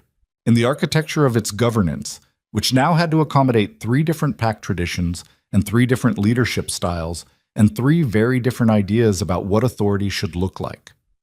She bent none of them. She didn't have the luxury of insisting on her own model when her own model had only been tested for a year in a valley with 63 people. She built something that incorporated all of them, which was messier and slower and produced better decisions. She was building a council session one afternoon, 4 weeks into the expansion, the valley loud with the productive chaos of a settlement that had grown to nearly 200 people. When Dara came to her with the expression that Celine had learned to read as the specific combination of controlled urgency and contained alarm that meant the information was significant and the messenger had been managing it long enough to need to put it down. "Runner from the eastern route," Dara said, "from inside Varanth." Celine stood very still. "Ash," she said, "not directly. It came through 3 hands, but the origin code is his." She handed Celine a rolled piece of material. Not paper, something thinner, the kind that burned quickly if necessary. "He must have established the relay before we came out here, before the frontier visit." She read it. She read it twice. The message was short. Ash did not write long messages. She understood that from his manner on the ridge, the economy of his communication. Short meant reliable. Long meant composed, and composed meant there had been time to construct, which meant there had been time to intercept and alter. The message said, "Bloodline sickness confirmed in the king. Malrek controls the Royal Medical Council. Eastern battalions being reassigned to interior positions. Heartfang relic located, believed to be in Malrek's possession. Request guidance. She looked at that last line for a long time. Request guidance. Corvin Ash, 20-year veteran, the man Draven sent to resolve situations, was asking her what to do. She sat down on the nearest available surface, which was a low stone wall, and she let herself feel the full weight of what she was holding. Not grief, not anger. Something more complicated than either. The empire she had helped build was being dismantled from the inside by a man she had identified as dangerous 7 years ago, and had not been able to stop because the person who could have stopped him had chosen convenient belief over what his chest told him was true. Draven was dying. She let that be real for a moment. Not because she owed him her grief. She had spent that in the first weeks in the frontier, burned through it like fuel, used it to keep herself warm and moving and alive. But because the information changed the shape of everything and she needed to let it change before she could think clearly inside the new shape. The Heartfang relic. She knew what it was. Imperial Archive, restricted access, the same category as the Lunar Bloodline records. The things Varant's governance structure had decided were better controlled through ignorance than through understanding.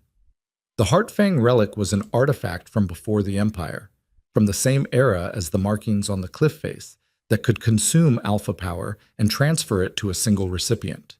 In the archive records, it was described as destroyed. Lost. A theoretical threat, not an active one. If Malrek had it, it was not theoretical. If Malrek had it, and Draven was dying, the timeline she had given herself, 2 years, maybe less, had just collapsed into something she couldn't measure with any certainty. She looked at Dara. I need to speak to Ran. He's with the... Now, Dara. Dara went. She sat on the stone wall and looked at the message again and thought about what it required and what it would cost, and whether what it would cost was something she had the right to ask of 200 people who had trusted her with their survival. She thought about the 63 wolves on the ridge, about the specific quality of their choosing to stand there. They had not been pressed into it. They had woken up before dawn and stood in defensive formation in the cold, because they understood, each of them, individually, that the alternative was worse. She thought about the 3 packs who had come to alliance meetings with weapons and wariness and left with terms they'd agreed to because the terms made more sense than anything else available. She thought about Finn, running the northern route at a pace that left no margin, bleeding from his shoulder, bringing back information that was more important than the wound. She thought about Ash, establishing a relay network through 3 hands before he'd even walked back from the ridge.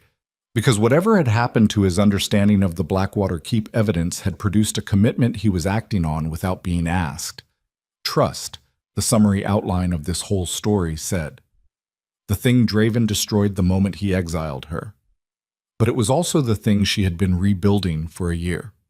Piece by piece, person by person.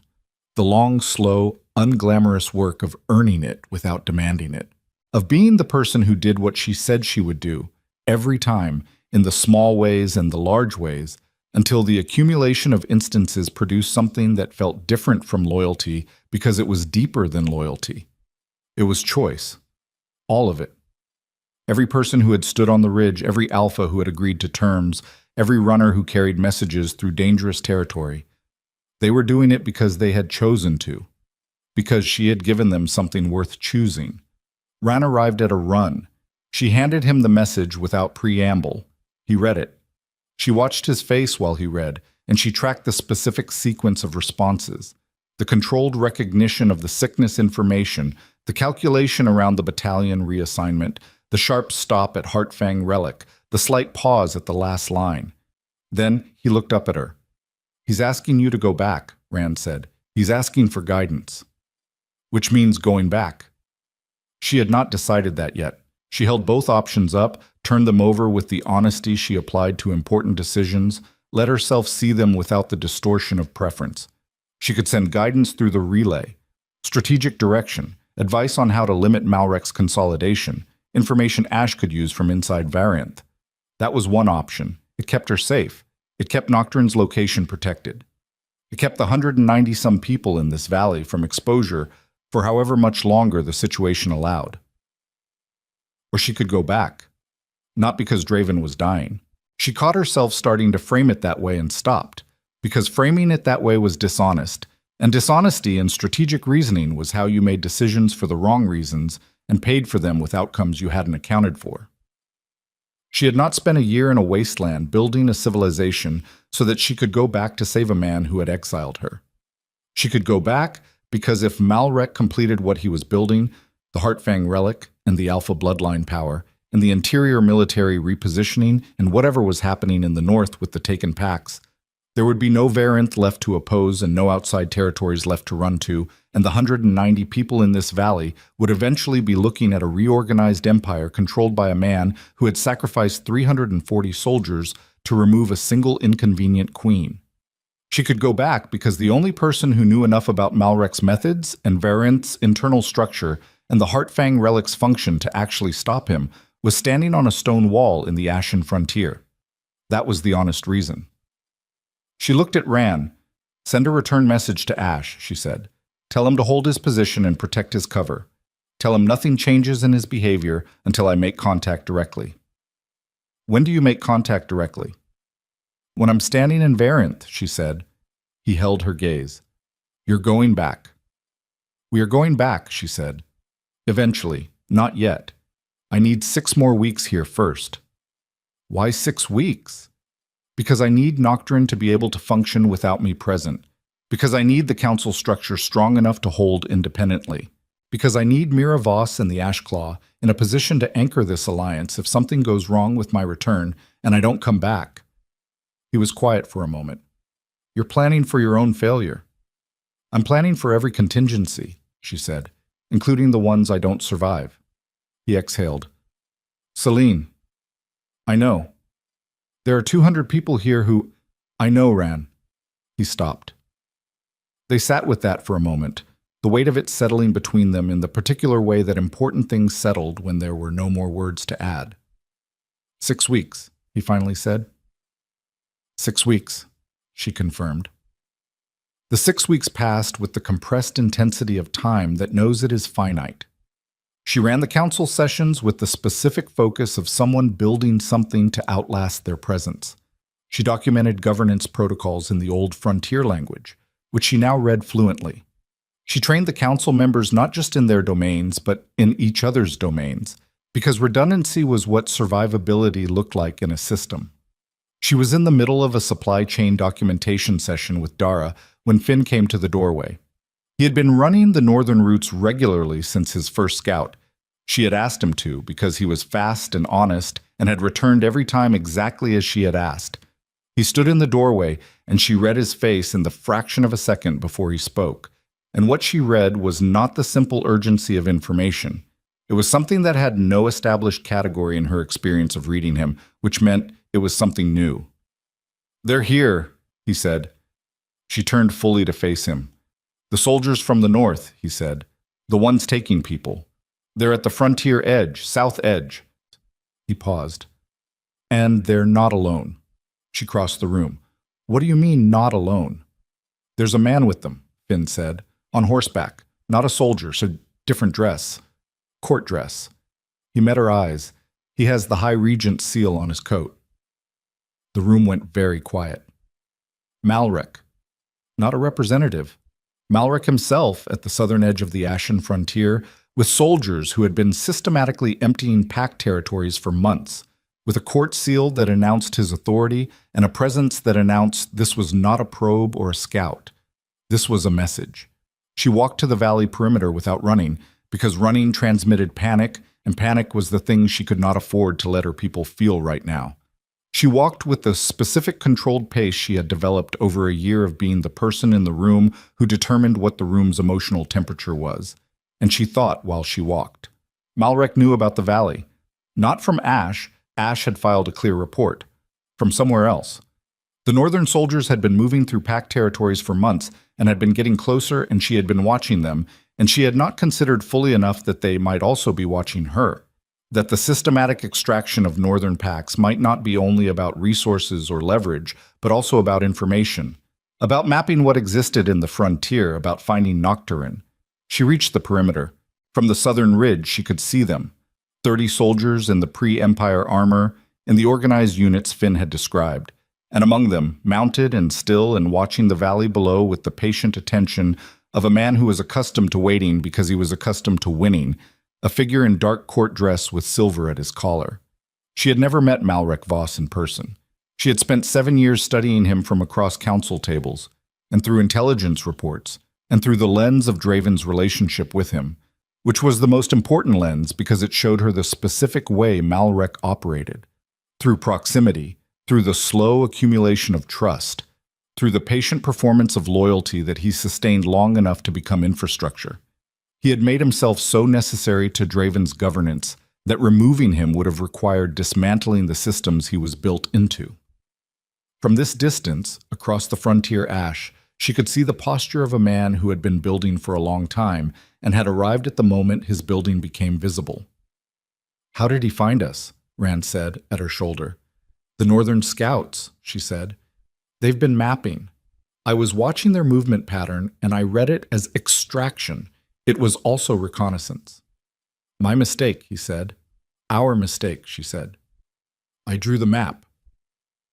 Down on the valley floor, her people were gathering at the perimeter, reading the situation the way people read situations when they had been learning for a year how to read situations. Not panic. Organized alert.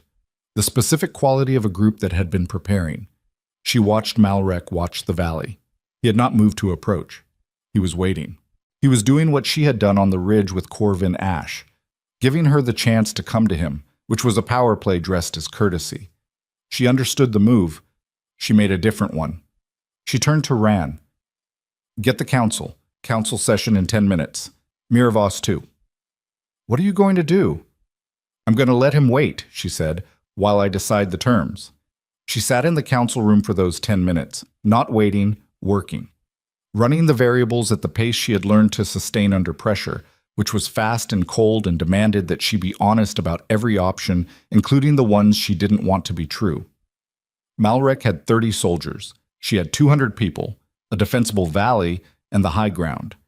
He had not approached, which meant he was not planning an immediate assault, which meant he wanted something other than destruction. He wanted her. Not dead. If dead was the goal, 30 soldiers and a suppression compound could have entered the valley at night and accomplished it without his presence being necessary. He was here because he needed something from her, and needed it in a form that required her alive and possibly compliant and certainly aware of the leverage he held. The Heartfang relic. She had read the archive records. The relic consumed alpha power.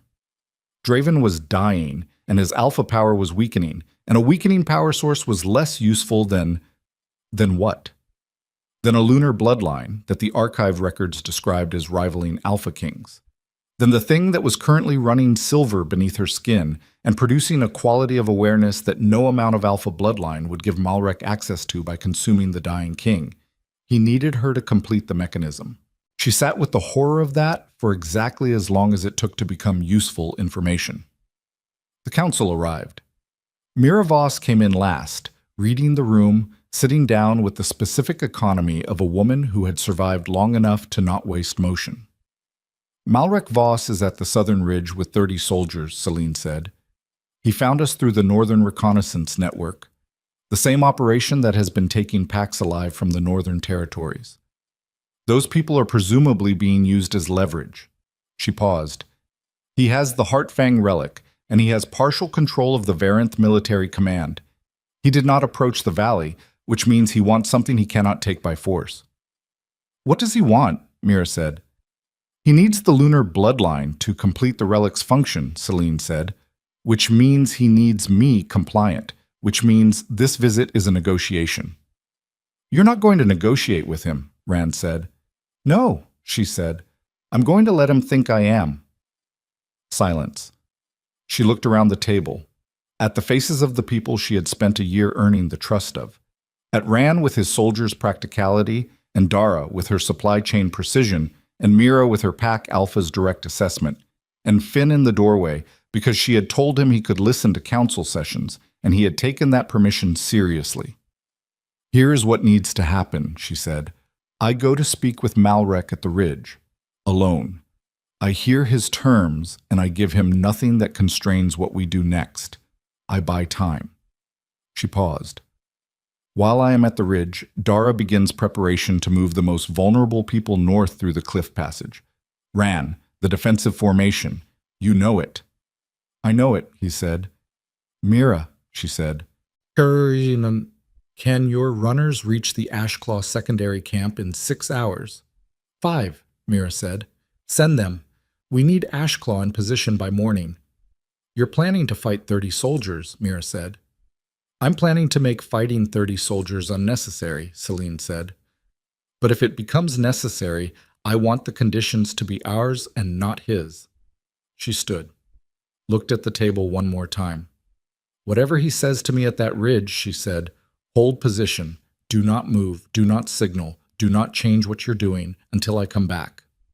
And if you don't come back, Rand said, then what I've built here is yours, she said. Every document, every plan, every governance protocol. Nocturne doesn't belong to me. It never did. She walked out before he could respond.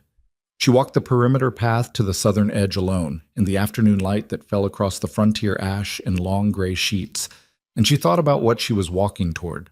About a man who had spent years building leverage by sacrificing people who trusted him. About the specific quality of that patience, the willingness to let things develop slowly, to allow trust to accumulate before using it, to sustain a performance long enough that the performance became indistinguishable from reality. She had recognized it in Malrek the first time she sat across from him in a council session 7 years ago. She had not been able to prove it, and Draven had not wanted to hear it, because Malrek had been necessary to Draven's reign in ways that made questioning him inconvenient, and inconvenient truths had a way of losing to convenient certainties in the architecture of a man's self-deception. She understood that better now than she had then. The Malrek waiting at the ridge was not a surprise to her. He was the conclusion she had been watching develop for 7 years. She stopped 20 feet from him. He was exactly as she would have drawn him from the intelligence picture she'd assembled, lean, silver-bearded, with the deliberate stillness of someone who had learned that stillness was more intimidating than movement. His eyes were the particular color of old amber, and they moved across her face with the assessing precision of a man looking at something he had planned for and was now measuring against the plan. Luna Queen, he said. Former, she said. Not anymore, I think.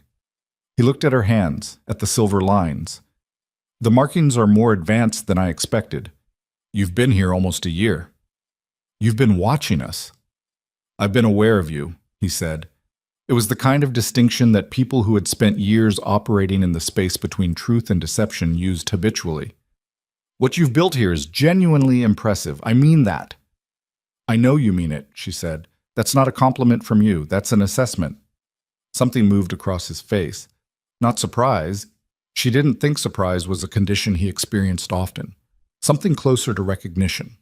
The look of a man meeting something he'd estimated and finding the estimate was accurate. The Heartfang relic requires a counterpart, he said. Not preamble, not negotiation theater, just the fact, offered plainly. The Alpha bloodline and the Lunar bloodline function together in the artifact's mechanism. Separately, neither is complete. Together they produce something you can control, she said. If the Lunar bloodline participant is compliant. If she's a partner, he said, I'm not offering a cage, Celine, I'm offering a throne. Draven's throne. A new one, he said, built on what the Heartfang makes possible rather than what bloodline inheritance granted. A governance structure that doesn't depend on one man's health or one council's loyalty. She looked at him. She thought about how many people had believed him when he said things like this, how many had heard the rational architecture of his proposals and found them genuinely reasonable. He was very good at this. He was perhaps the most convincing man she had ever met, which was a significant statement given the company she'd kept for 7 years.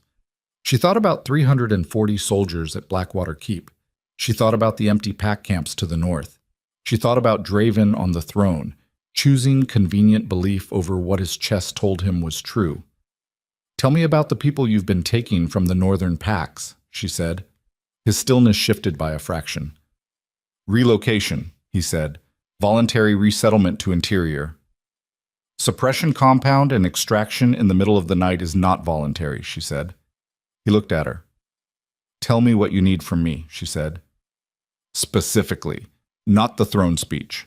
The actual mechanism. What does the relic require? He studied her for a long moment, and she could see him calculating. How much to tell her? What would move her? What was the minimum disclosure that would produce the cooperation he needed? He was a man who had built his entire career on giving people the minimum necessary to secure their compliance. It was efficient. It was brilliant. It was the specific shape of an intelligence that had turned itself entirely in the direction of control. Your presence at the activation site, he said. Your bloodline willing. Where is the activation site? Bloodspire Citadel, he said. The origin point of the Alpha bloodline. She looked at him. And if I refuse, she said, then the people currently residing in Varynth's care, he said carefully, remain in Varynth's care indefinitely. And this valley becomes, unfortunately, an identified unlawful settlement requiring dispersal under imperial authority. There it was. Not a negotiation, a demonstration. He had shown her the leverage, the Northern Pack people, the valley, the imperial authority he held, and he was showing her that the choice was not between cooperating and refusing. The choice was between cooperating on terms she could manage or being stripped of everything she'd built and everyone she'd protected and still being brought to Bloodspire Citadel eventually in whatever condition that required. She held his gaze. She thought about Nocturne, about 200 people in supply chains and governance councils and the 3 allied packs, and a young wolf named Finn who ran scout routes at a pace that left no margin and always came back. She thought about what it meant to have built something worth protecting and then be standing in front of the person who had learned to use the things you loved as mechanisms of your compliance. She thought about the markings on the cliff face, not the choice that was forced on her, the choice that was entirely hers. And she understood, in the full cold clarity of a woman who had survived the unsurvivable and become something her previous life had no category for, that she had reached the moment the markings had been describing all along. Not the moment of the bloodline's activation. That had already happened, the moment it was used. She looked at Malrek Voss with silver running beneath her skin, and the valley behind her, and 200 people who had trusted her with the most irreplaceable thing any of them had, their belief that survival could be chosen rather than endured. And she understood what she was going to do. It was not the thing he was expecting. It was not the thing she had planned. It was the thing that a woman who had finally stopped trying to rebuild the life that preceded the catastrophe would do when the catastrophe arrived at her door a second time and expected her to flinch. "I'll come to Bloodspire," she said. He blinked, just once. The involuntary response of a man who had prepared for negotiation and received capitulation faster than the scenario he'd rehearsed. "But not for you," she said.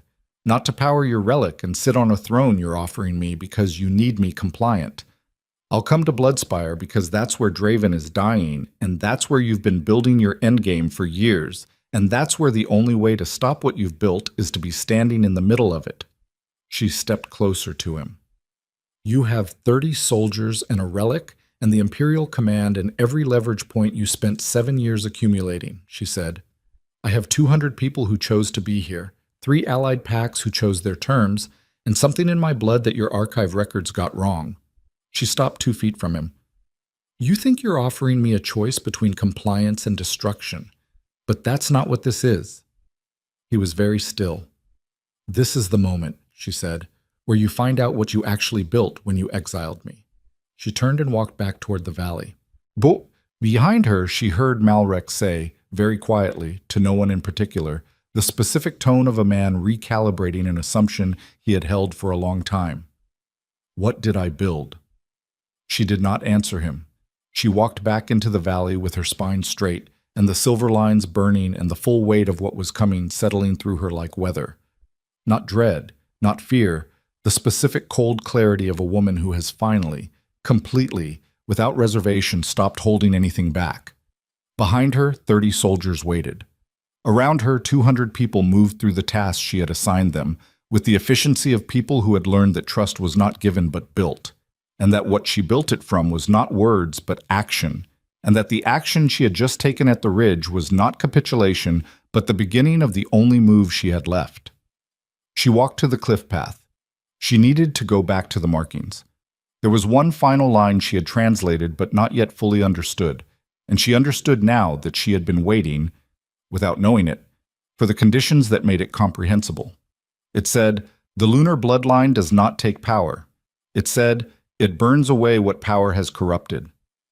And standing at the base of the obsidian cliff with the silver fire already rising up her spine, Celine Veilor understood, for the first time since the gate had closed behind her, exactly what she had become. She spent one night on the cliff face, not sleeping, reading the markings again, all of them, from the first carved line to the last, at the pace of a woman who understood she would not see them again for a long time and possibly not ever. She committed the final section to memory with the specific discipline she applied to things that needed to be carried rather than referenced. Not the words, but the meaning beneath the words.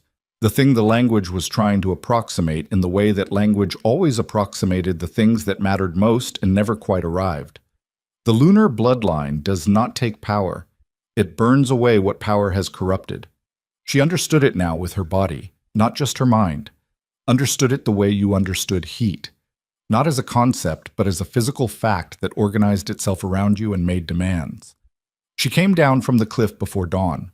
Ran was waiting at the base. She had not asked him to wait. He had waited anyway, which was the thing about Ran. He made decisions about what was necessary and then executed them without announcement, which was the quality she valued most in the people closest to her and which she had been trying to build into Nocturne's entire governance structure. "When do we leave?" he said. "You don't leave," she said. "Celine." Nocturne needs its defensive commander present. She looked at him steadily. "I need you here more than I need you at Bloodspire." His jaw set. "I'm not leaving you to walk into that citadel alone, Mutt," he said. "I'm not walking in alone." She paused. "I'm walking in with Malrek's escort, which is what he expects, and with 3 people he doesn't know I'm bringing." She watched his face. "Finn, Dara, and you, if you can accept that your role at Bloodspire is intelligence and extraction, not combat." A long silence. "You don't think you're coming back?" he said. "I think I'm coming back," she said. "I also think planning for the version where I don't is the difference between what I've built surviving and not surviving." She stepped closer. "If I don't come back, Nocturne holds, the council structure holds, the alliances hold. You hold them." He looked at her for a long moment, long enough that she could see him doing what he always did when he was deciding something. The internal weighing that showed in the small muscles around his eyes before his face settled into resolution. 3 people, he said. 3 people. And Malrek just lets us walk in. Malrek thinks I've surrendered, she said. He thinks I've done the calculation and decided my people's safety was worth my compliance. He's right about the calculation and wrong about the conclusion. She looked toward the southern ridge where Malrek's camp had been burning low through the night. He spent 7 years watching me operate from inside Draven's court. He thinks he knows how I think. And? He knows how I thought then, she said. He doesn't know what I've become. She told Finn at first light. He took it the way she'd expected, with the direct simplicity of someone whose processing happened quickly and expressed itself in motion rather than deliberation. He looked at her. He looked at the valley behind her. He looked at the southern ridge. "What do I do?" he said. "You run ahead," she said. 2 hours before we leave, north and around, not through Malrek's camp. You get to the Bloodspire Road and you watch who's moving on it and you find me a way into the citadel that isn't the front gate. There's a way in that isn't the front gate. There's always a way in that isn't the front gate, she said. Find it. He left within the hour, slipping through the northern cliff passage with the speed that was simply his natural mode, and she watched him go with the specific feeling she had learned to recognize as trust, not hope, which was passive, not confidence, which was about herself. Trust, which was about someone else's capacity and was the most vulnerable thing she ever extended and the most powerful.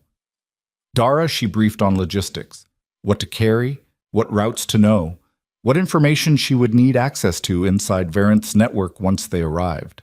Dara listened with the complete attention of someone who processed information by being very still and then acted on it with total precision. She asked 2 questions. Both were the right ones. She nodded and began preparing. Celine went to find Malrek. He had made camp at the southern ridge, not inside the valley, which told her something about his read of the situation. He understood that entering without invitation would close options he wanted to keep open. He was patient that way. Patience was perhaps his most dangerous quality. The specific patience of someone who had decided decades ago that the long game was the only game worth playing. He was sitting outside his tent with a cup of something hot when she approached, and he looked up at her with the expression of a man who had expected this visit and was pleased his timing estimate had been accurate. "You've made a decision," he said. "I'll travel to Bloodspire with you," she said. "3 of my people come with me, non-combatants." He considered it. She watched him run the calculation, the risk of allowing her people proximity to the Citadel against the compliance value of appearing to negotiate in good faith. "2," he said. "3," she said, "non-negotiable." He held her gaze. "You understand that at Bloodspire, the terms change." "I understand that you believe they do," she said. Something moved through his expression, that recognition again, the look of a man finding that the thing he'd estimated was more precise than he'd allowed for. "3," he said, "we leave at midday." She turned and walked back to the valley. She spent the 2 hours before departure doing the thing that felt hardest and was most necessary, which was saying goodbye to people who did not know it was goodbye.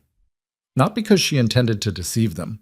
She had built Nocturne on the opposite of deception, on the radical transparency of saying the thing that was true even when it was expensive, but because the specific weight of a formal farewell would have organized the settlement's emotional temperature around her absence rather than around its own continuity, and Nocturne needed to understand itself as something that continued whether she was present or not. So she walked through the valley with the specific attentiveness of a woman memorizing a thing she loved. She spoke to the woman with 3 children about the winter food stores. She reviewed the perimeter rotation with the council member who handled internal mediation. She stopped at the cliff path and looked up at the obsidian face where the markings were carved and held that image in the place where she kept the things she needed to carry. Then she picked up the single pack she was bringing and walked to the valley entrance where Ran and Dara were waiting. Ran had a blade at his hip. She looked at it and did not comment. "Ready?" she said. They walked south to where Malrek's escort was assembling. The journey to Bloodspire took 4 days. 4 days in which Celine cataloged everything she could see about Malrek's operation, the soldiers' training level, their specific command structure, the way orders moved through the unit, the suppression compound storage, the communications relays they used to send messages ahead. She did it with the peripheral attention she had spent 7 years developing in court, the capacity to observe comprehensively while appearing to be doing something else entirely. Malrek rode beside her for much of the first day. She understood this was deliberate. He was assessing her the same way she was assessing him, and he was doing it through conversation. The specific social intelligence of a man who gathered information by being interesting enough that people talked. "You built something genuinely remarkable," he said on the 2nd hour of the first day. 60 people when you arrived, 200 when I found you, in under a year, in the Ashen Frontier. "You said that before," she said. "I mean it more now that I've seen it up close." "What did you expect to find?" He was quiet for a moment. "Survival, basic survival. A camp of exiles doing the minimum necessary to stay alive until something changed." He paused. "Not a governance system. Not allied pacts. Not the lunar bloodline active and advancing. You knew about the bloodline." "I knew it was possible," he said. "The archive records describe the conditions for activation. Exile. Loss of everything external. The choice to become rather than return." He looked at her. "I expected it to take longer." "Maybe you underestimated what exile does to a woman who was already building things before you got her out of the way," she said. He was quiet. "Tell me about the northern people," she said. "The ones you've taken." "They're housed at Bloodspire," he said. "Comfortable, supplied." "Why?" A pause. "Insurance," he said, "against scenarios where cooperation became complicated." "You mean leverage." "I mean insurance. he said again, with the specific firmness of someone who had decided on a word and was keeping it. She understood the distinction he was drawing. Leverage implied coercion. Insurance implied mutual benefit. He needed the framing to sustain his own self-story. She filed that. Self-story maintenance was always a vulnerability. And when the heart-fang mechanism is complete, she said, they go home. They go home, he confirmed. She nodded. She did not believe him. But the confirmation told her something more useful than his honesty would have. It told her what he needed her to believe, and what he needed her to believe told her what he was afraid she'd do if she understood the full truth. She spent the second night of travel on the ground outside her tent, not sleeping. She could feel blood spire before she saw it, a specific pressure in the silver lines beneath her skin, the bloodline responding to proximity to the place where the alpha power that was its counterpart had its origin point. It was not comfortable. It was the physical sensation of being near something that fundamentally challenged the thing you were.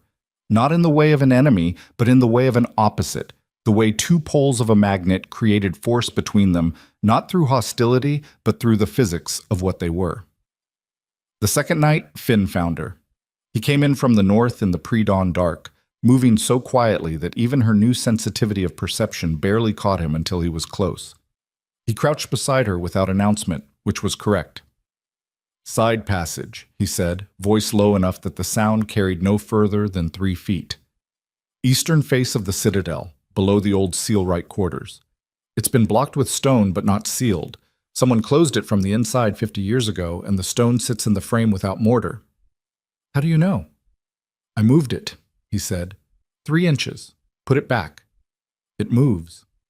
She exhaled. What's beyond it? Service tunnels. Old ones, below the main level. They run under the throne platform. Under the throne platform. She held that for a moment. The Heartfang Relic's activation, based on the archive records and what the cliff markings had told her about the lunar bloodline's counterpart mechanism, would require proximity to the Alpha bloodline's origin point. Bloodspire Citadel. The throne platform above the original bonding chamber, where the first Alpha King had undergone the transformation that produced the bloodline that had organized wolf governance for 4 centuries. Under the throne platform was as close to the origin point as it was possible to be. You go back through the passage before midday tomorrow, she told Finn. You wait inside the tunnel. You don't move until I come to you, or until you hear the collapse. What collapse? If I do what I'm planning to do, she said, there will be a structural response. She paused. The original bonding chamber was built to contain an enormous amount of concentrated power. What I'm planning to put through it was not what it was designed for. Finn was quiet. Then, you're going to destroy the citadel. I'm going to destroy the mechanism Malrek built inside it, she said. The citadel may sustain collateral damage. Another pause. And you. The lunar bloodline does not take power, she said. The markings were specific about that. What it does instead is... She stopped, looking for the language that would be accurate without being either frightening or falsely reassuring. It burns clean, she said finally. What's corrupted? What's been built on the wrong foundation? That's not an answer about what happens to you. She looked at him in the dark. Come back, he said. I intend to, she said. He held her gaze for a moment with the specific directness of the young, the refusal to let a non-answer function as an answer. Then he nodded once and slipped back into the dark toward the eastern face of the citadel. She lay on the ground and looked at the stars, and the silver lines on her wrists caught the starlight and held it, faint and present, and she thought about the people she was carrying with her into whatever tomorrow was.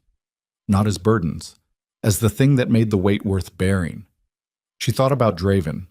She had not let herself think about him directly since the message from Ash, had held the information at a slight distance, processing it in the peripheral way she processed things that were too close to be seen clearly from the front. The king is dying.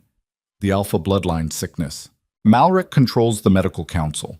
She thought about the man she had known. Not the king, not the ruler, not the image.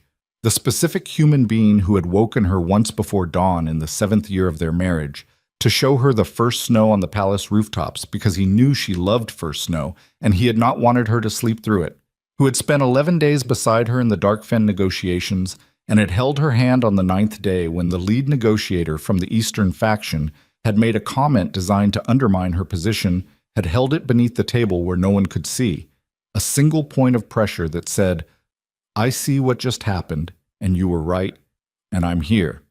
The man who had chosen an empire over what he knew in his chest. She did not hate him for it. She had made peace with that, in the long way of things that are made peace with, not suddenly, not cleanly, but in the accumulation of months during which the anger burned to a residue of understanding, and the understanding became something she could carry without it carrying her. He had been afraid. Fear was the thing she had named correctly in the throne hall. Not ambition, not cruelty, not even conviction. Fear. The specific fear of a man who had fought his way to the most dangerous seat in the northern continent and whose deepest terror was losing it, not because he was greedy, but because losing it meant all the deaths and costs and compromises that built it had been for nothing.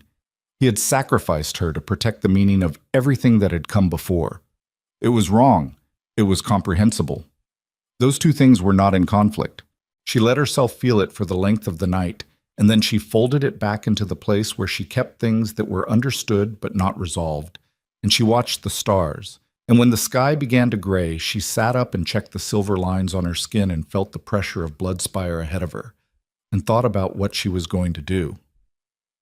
Bloodspire Citadel rose from the landscape on the morning of the 4th day like an argument. Not the elegant power performance of Varenth's palace. No dragonbone and silver flame, no architecture designed to make people feel small through beauty. Bloodspire was old. Pre-Empire old, the original construction dating from before Varenth's founding, built in the era of the markings. It had been expanded over centuries as each successive Alpha King added layers of their own authority to the stone, but the original structure showed through the additions the way old bone showed through skin, stubborn and foundational, and not subject to the aesthetic preferences of the things built on top of it. The citadel sat above the landscape on a natural rock formation that created a 3-sided defensive position. The 4th side opened to the approach road, flanked by 2 towers that currently flew Malrek's modified Imperial banner, the Alpha Seal in a different orientation, the change small enough to be plausibly deniable and significant enough to be unmistakable. He had already announced himself to anyone who knew the language. The entry processing was thorough. Malrek's soldiers searched them, Celine, Ran, Dara, with the professional efficiency of people who had been doing this long enough to not be embarrassed about it. They found Ran's blade. They took it. He let them, with the controlled tension of a man who understood that this was not the moment. They found nothing on Celine because she was not carrying anything physical.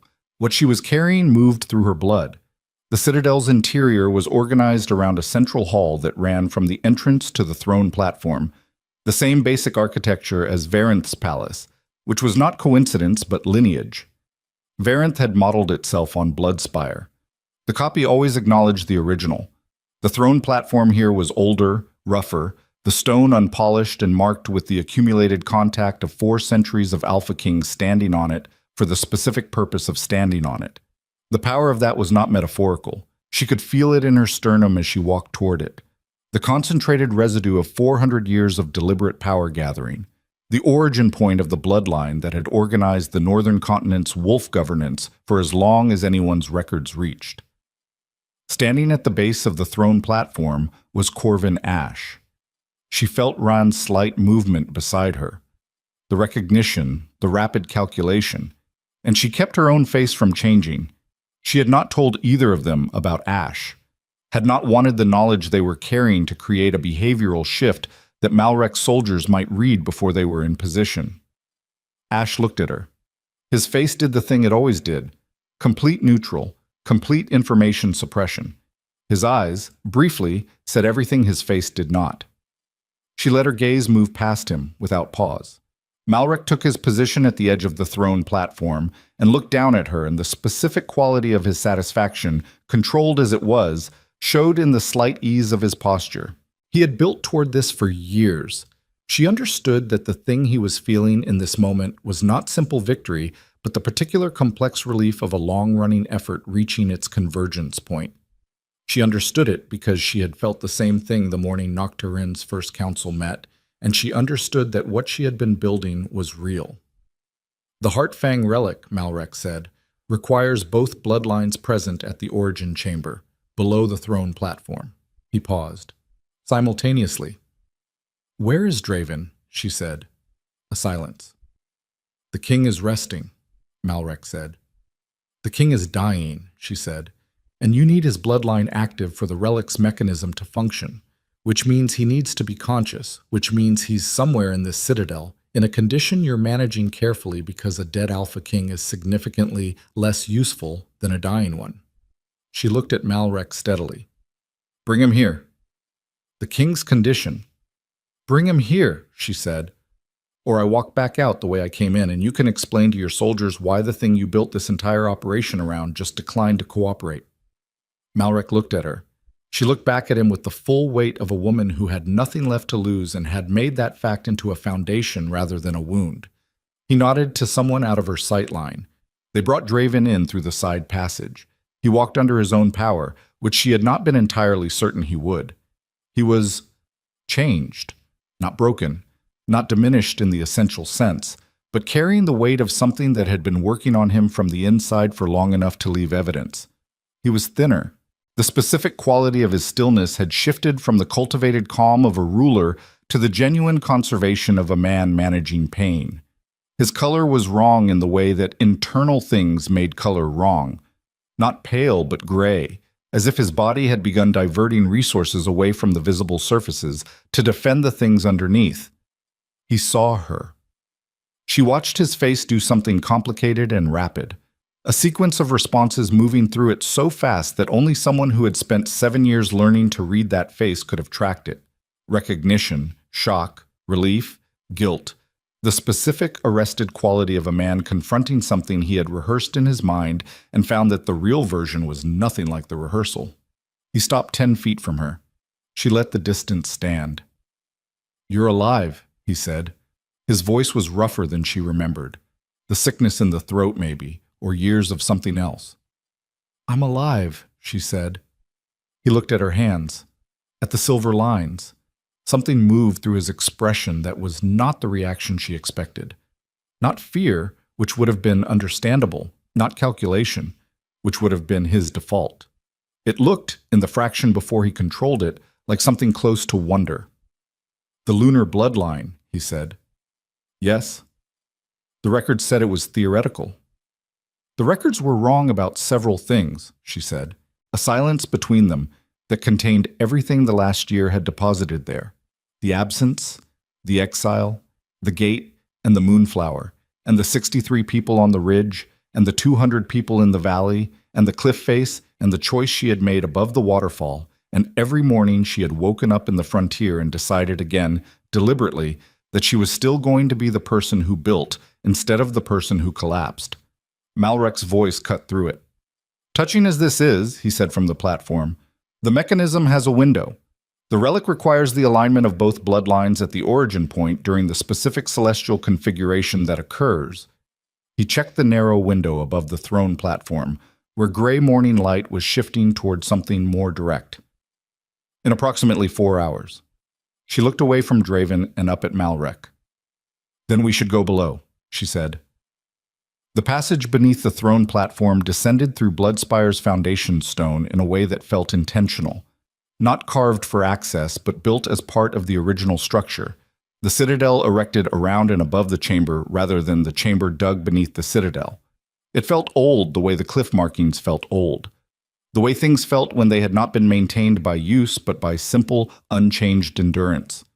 Malrek descended with 4 soldiers. Selene descended behind him. Ran and Dara followed, flanked by 2 more soldiers. Not restraint, not exactly, but the practiced positioning of people who had been told to maintain proximity. Draven descended last. She heard his footsteps behind her on the stone stairs and felt, in the silver lines and beneath them in the thing that had no name yet, the proximity of the Alpha bloodline responding to the approach of its origin point. The pressure in her sternum increased. Not pain. The sensation of a system coming into range of the thing it had been built in relation to. The origin chamber was round, roughly 20 feet across, cut from the living rock of the formation. The ceiling was low enough that a tall person had to be conscious of it. The walls were marked, not the same language as the cliff face, older than that, the original alpha bonding language that she had only seen in the archive records. And in the center of the chamber sat the Heart Fang relic. She had read descriptions of it. The descriptions were insufficient. It was an object roughly the size of a human heart, carved from a dark material she couldn't name, and it did not sit still. It moved in the specific way that things moved when they were not mechanical but organic. A slow pulse, almost biological. The movement of something that was alive in a sense that was not the same as breathing but was not entirely different either. She could feel it, could feel the hunger in it. Not personality, not consciousness, but appetite. The specific pull of something designed to consume and transfer, reaching toward both the alpha bloodline behind her and the lunar bloodline inside her with the indifferent precision of a mechanism. Malrek stood at the edge of the chamber, the relic between him and the two people he needed. "The mechanism is simple," he said. "Both bloodlines come within contact range of the relic simultaneously. The relic extracts and consolidates. The result transfers to the prepared recipient." He paused. "To me."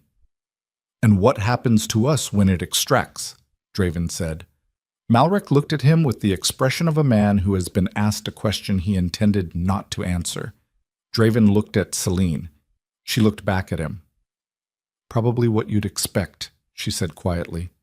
A muscle moved in Draven's jaw. "You knew," he said.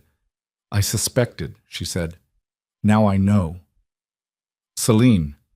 His voice dropped to something that had no chord in it, no throne, no empire. Just the register she had heard before dawn in the 7th year, showing her first snow. "I'm sorry."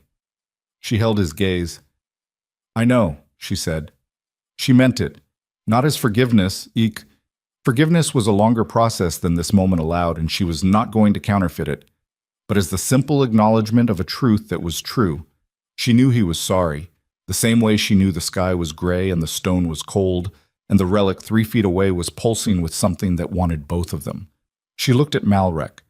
"Before we do this," she said, "I want the Northern Pack people released. After the mechanism completes—" "Before," she said, "non-negotiable. You said insurance.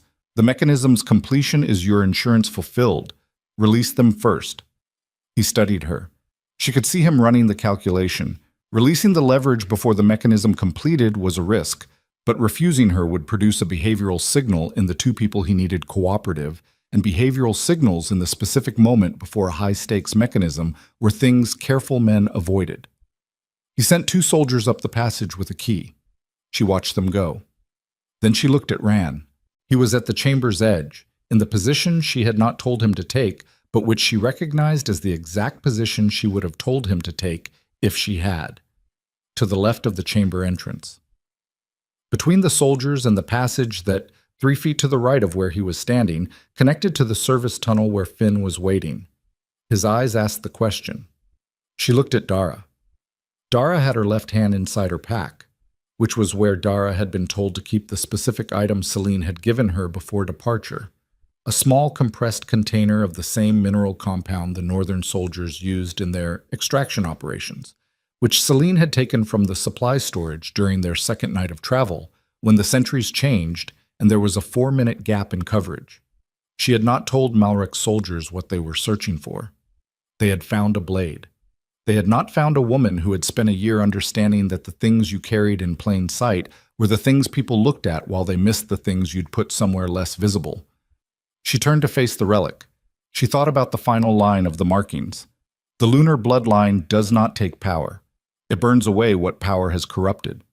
She thought about what that meant in a chamber built on the origin point of the alpha bloodline, in the presence of a mechanism designed to consume both bloodlines and transfer the result to a single recipient. Malrek's plan required both bloodlines to make contact with the relic simultaneously. He needed the extraction to happen cleanly, in sequence, with both sources present and the transfer mechanism prepared. She was going to give him the simultaneous contact. She was not going to give him the extraction. Because the Heartfang relic was a mechanism built on a foundational assumption that power was a substance that could be moved from one container to another, that it was separable from the person who had earned it, that it could be taken, transferred, used by someone who had not done the work of becoming capable of holding it. The markings on the cliff face were 400 years older than that assumption. They described something different. They described what happened when the lunar bloodline, which did not take, made contact with a mechanism designed entirely around taking. They described it in terms that were, if she was being honest, somewhat alarming. She was going to do it anyway. She stepped toward the relic. Behind her, she heard Draven step forward as well. Not because Malrek directed him, she thought, but because something in him recognized what was happening and made the decision to be in the middle of it rather than at the edge.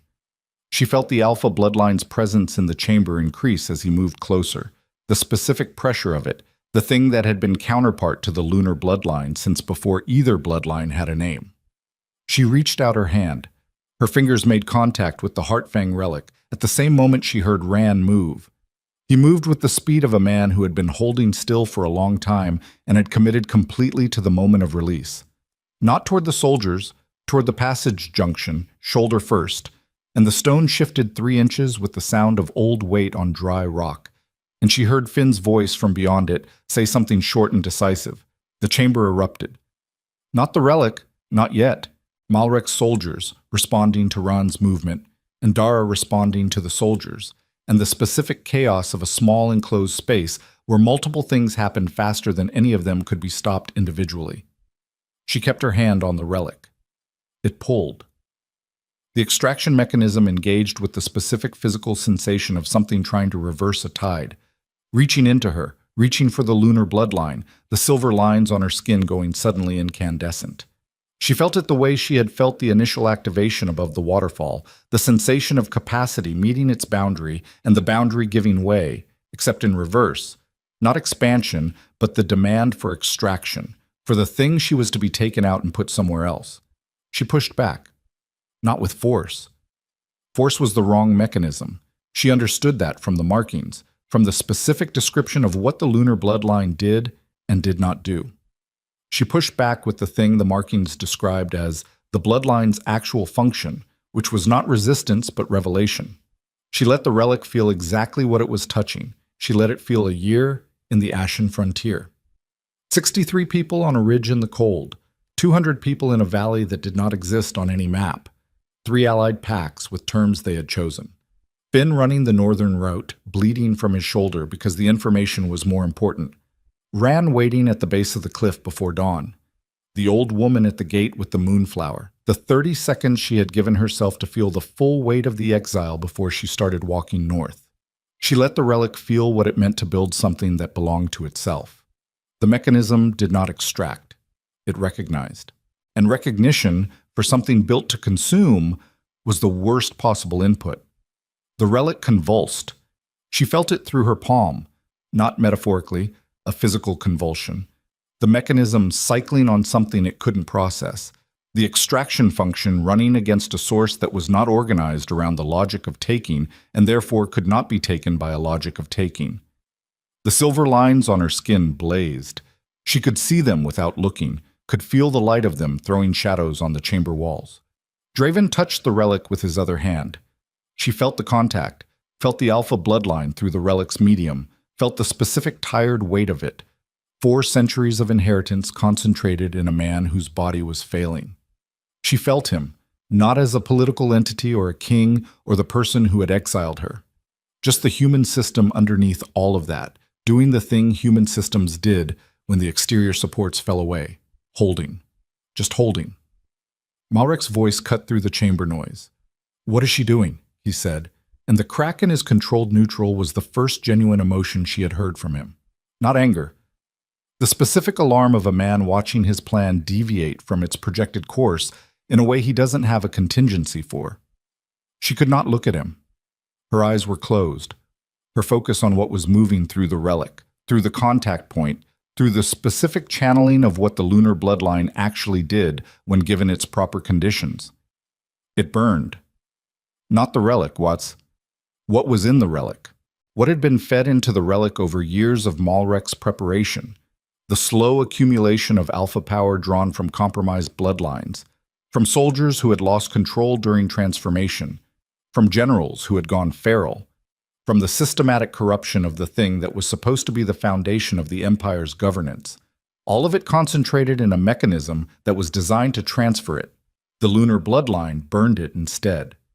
She heard Malrek move, heard the specific sound of a man crossing a chamber fast, heard Ran's voice say something sharp from the passage junction, heard the physical collision of bodies and Dara's voice, and the compressed container activating with the specific sound of something sealed releasing.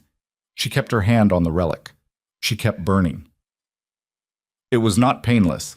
The descriptions in the cliff markings had not been specific about the physical cost, which she recognized in retrospect had been the marking's only real omission. The burning moved through the relic and up through her arm and into her chest, and she kept her feet through it with the discipline of a woman who had learned in the frontier that the body could do substantially more than it believed it could when the reason was sufficient. The reason was sufficient. She thought about 340 soldiers at Blackwater Keep.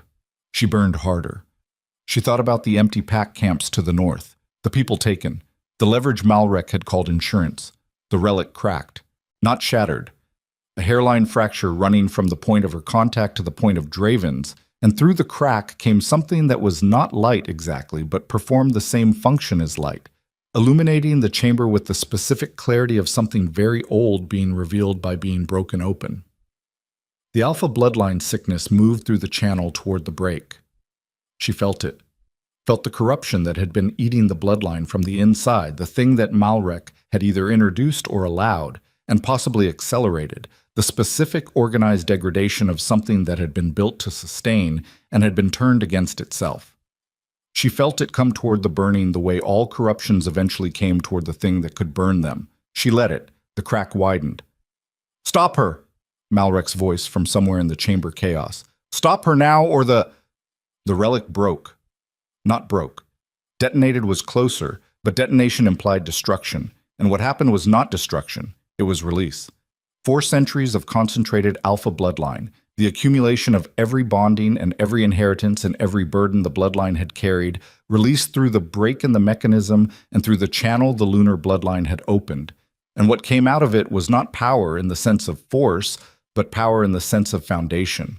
The original thing, before the corruption, before the centuries of fear-based governance and bloodline law and the systematic structuring of authority around the wrong principles. It moved through the chamber like pressure equalization. She heard Malrek hit the wall.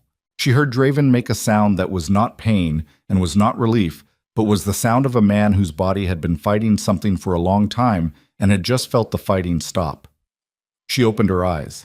The chamber was filled with the specific silver-gold light of the released energy. And in that light she could see everything with the complete clarity of someone standing at the center of what they had been moving toward for a year.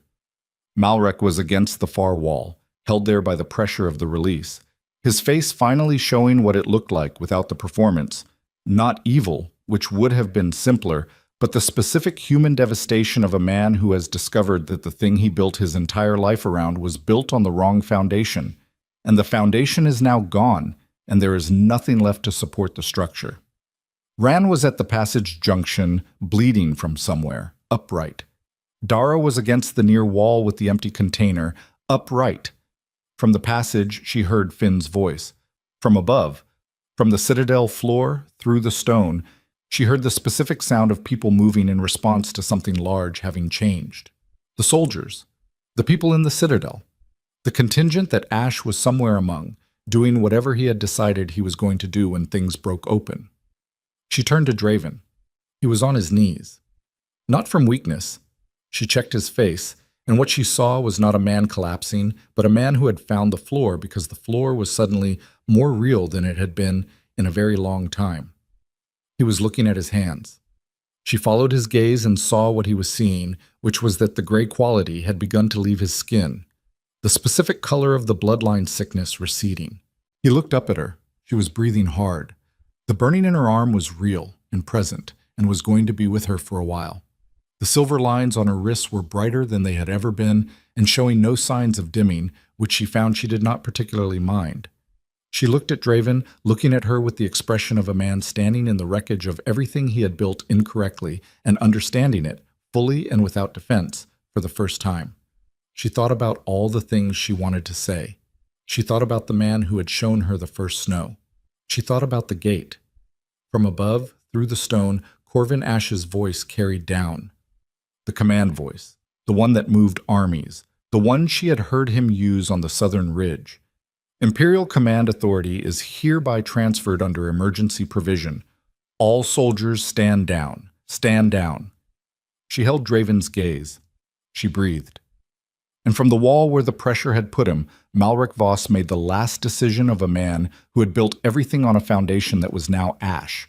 And she turned and saw his hand come up with something she recognized too late. She moved before the thought completed. Not toward cover, not toward Draven, not toward the exit that some survival-oriented part of her identified in the fraction of a second available.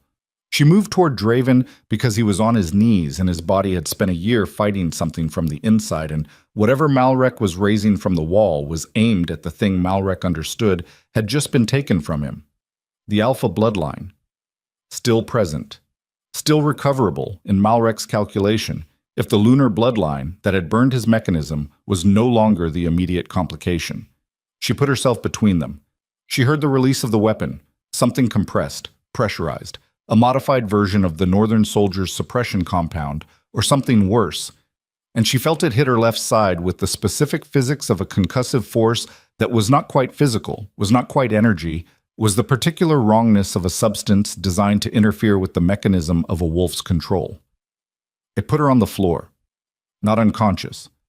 She registered the stone beneath her cheek with the hyperclarity of a nervous system in shock, the specific coldness of it, the grain of the ancient rock, the smell of the compound now inside her left lung doing something that made each breath a separate negotiation. She registered Draven's voice above her saying her name with the sound of a man who has already lost the most important thing once and is discovering that the body remembers that terror completely.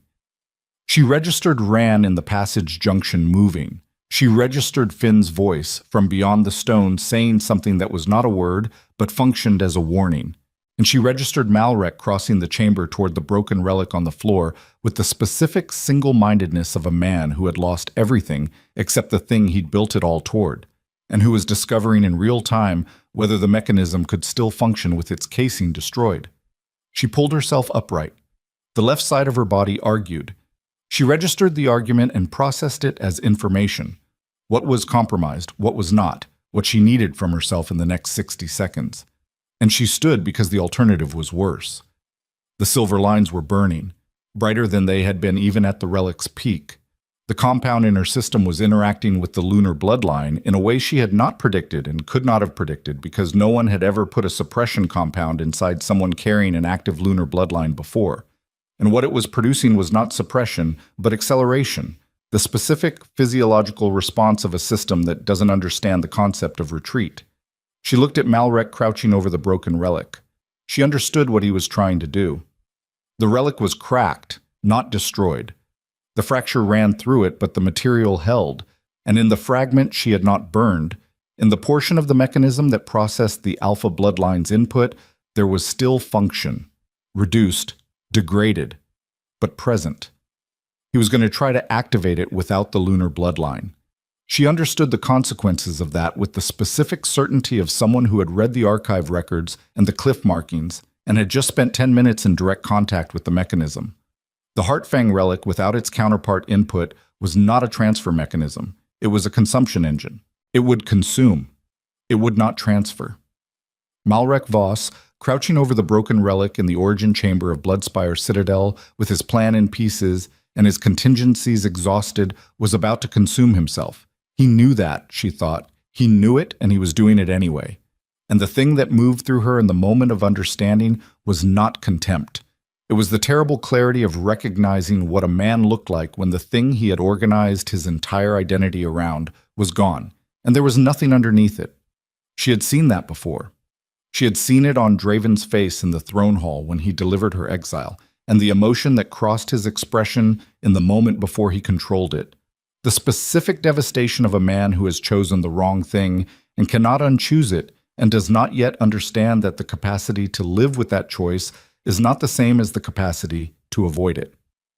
Malrek had made choices across decades that had no undoing. Blackwater Keep, the Forged Seal, the Northern Pax, the years of patient accumulation that looked like loyalty and was something else entirely. He had built himself around a goal, and the goal had been reached and burned by something he hadn't accounted for.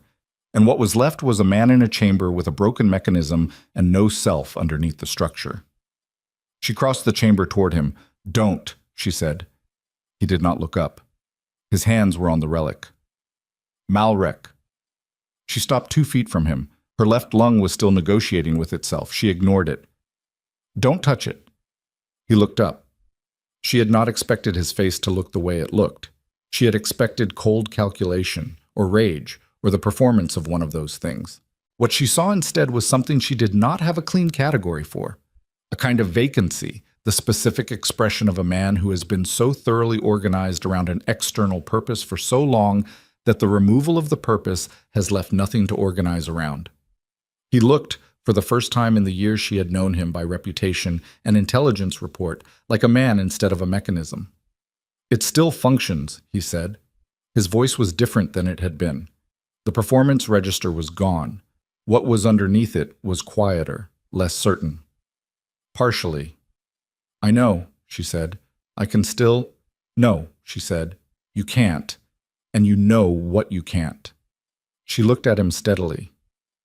"Step back from it." Something moved through his face. Something that was not calculation and was not performance and was, she recognized slowly, something much simpler and much harder than either. "What would you do?" he said quietly. "If you were me." She held his gaze. She thought about the question. She had spent a year becoming someone who took questions seriously, who did not use the shape of a question as an opportunity for a point, but actually looked at what was being asked and answered it honestly. "I don't know," she said. "I haven't done what you've done. I can't know what that weight feels like." She paused. "But I know what it looks like to stand in a room where everything you built is gone. I was you a year ago, in that throne hall." His hands were still on the relic. "The difference," she continued, "is that I walked out of that room with nothing and built something from it. You walked out of that room with everything and used it to take from other people." She did not say it with anger. She said it with the specific precision of a woman who had learned that the most important truths were not the ones you delivered with force, but the ones you delivered with such complete accuracy that they could not be deflected by emotion. "That's not who you have to be in the next room." He looked at the relic. "There is no next room," he said. "There is," she said. "There's always a next room. The question is who you are when you walk into it." A long silence. His hands lifted from the relic. He sat back on the chamber floor and looked at the ceiling, and the specific quality of his defeat was not the theatrical collapse of a villain, but the quiet deflation of a man who was genuinely exhausted, and had been for a very long time, and was finally, without drama, putting down the thing he'd been carrying. Ran was across the chamber immediately. He had the relic in his hand before Malrek could reconsider, wrapping it in the cloth she had given him before departure.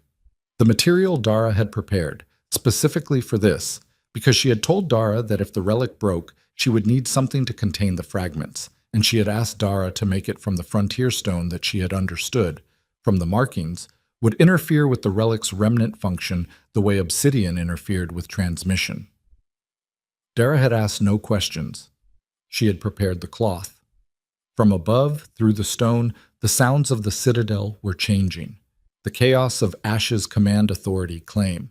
Soldiers making the calculation that soldiers always eventually made which side of a conflict was cleaner to stand on, and moving accordingly. The specific shifting acoustics of a large structure whose internal power alignment was reorganizing. Finn appeared from the passage junction. He looked at Celine, at her left side, at the silver line still incandescent on her skin. His face did the thing it did when he was processing something he hadn't expected to see and was deciding how to respond to it. "You're standing," he said. "Observant," she said. "You're standing, and you were hit with whatever that was, and you're standing." "I'm aware." He looked at the silver lines.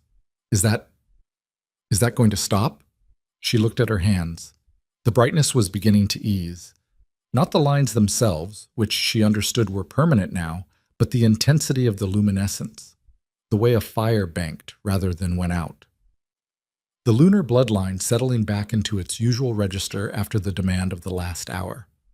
Eventually, she said, he let out a breath that was not quite a laugh. She turned to Draven. He had not moved from the floor. He was sitting in the position she had last seen him in, on his knees looking at his hands.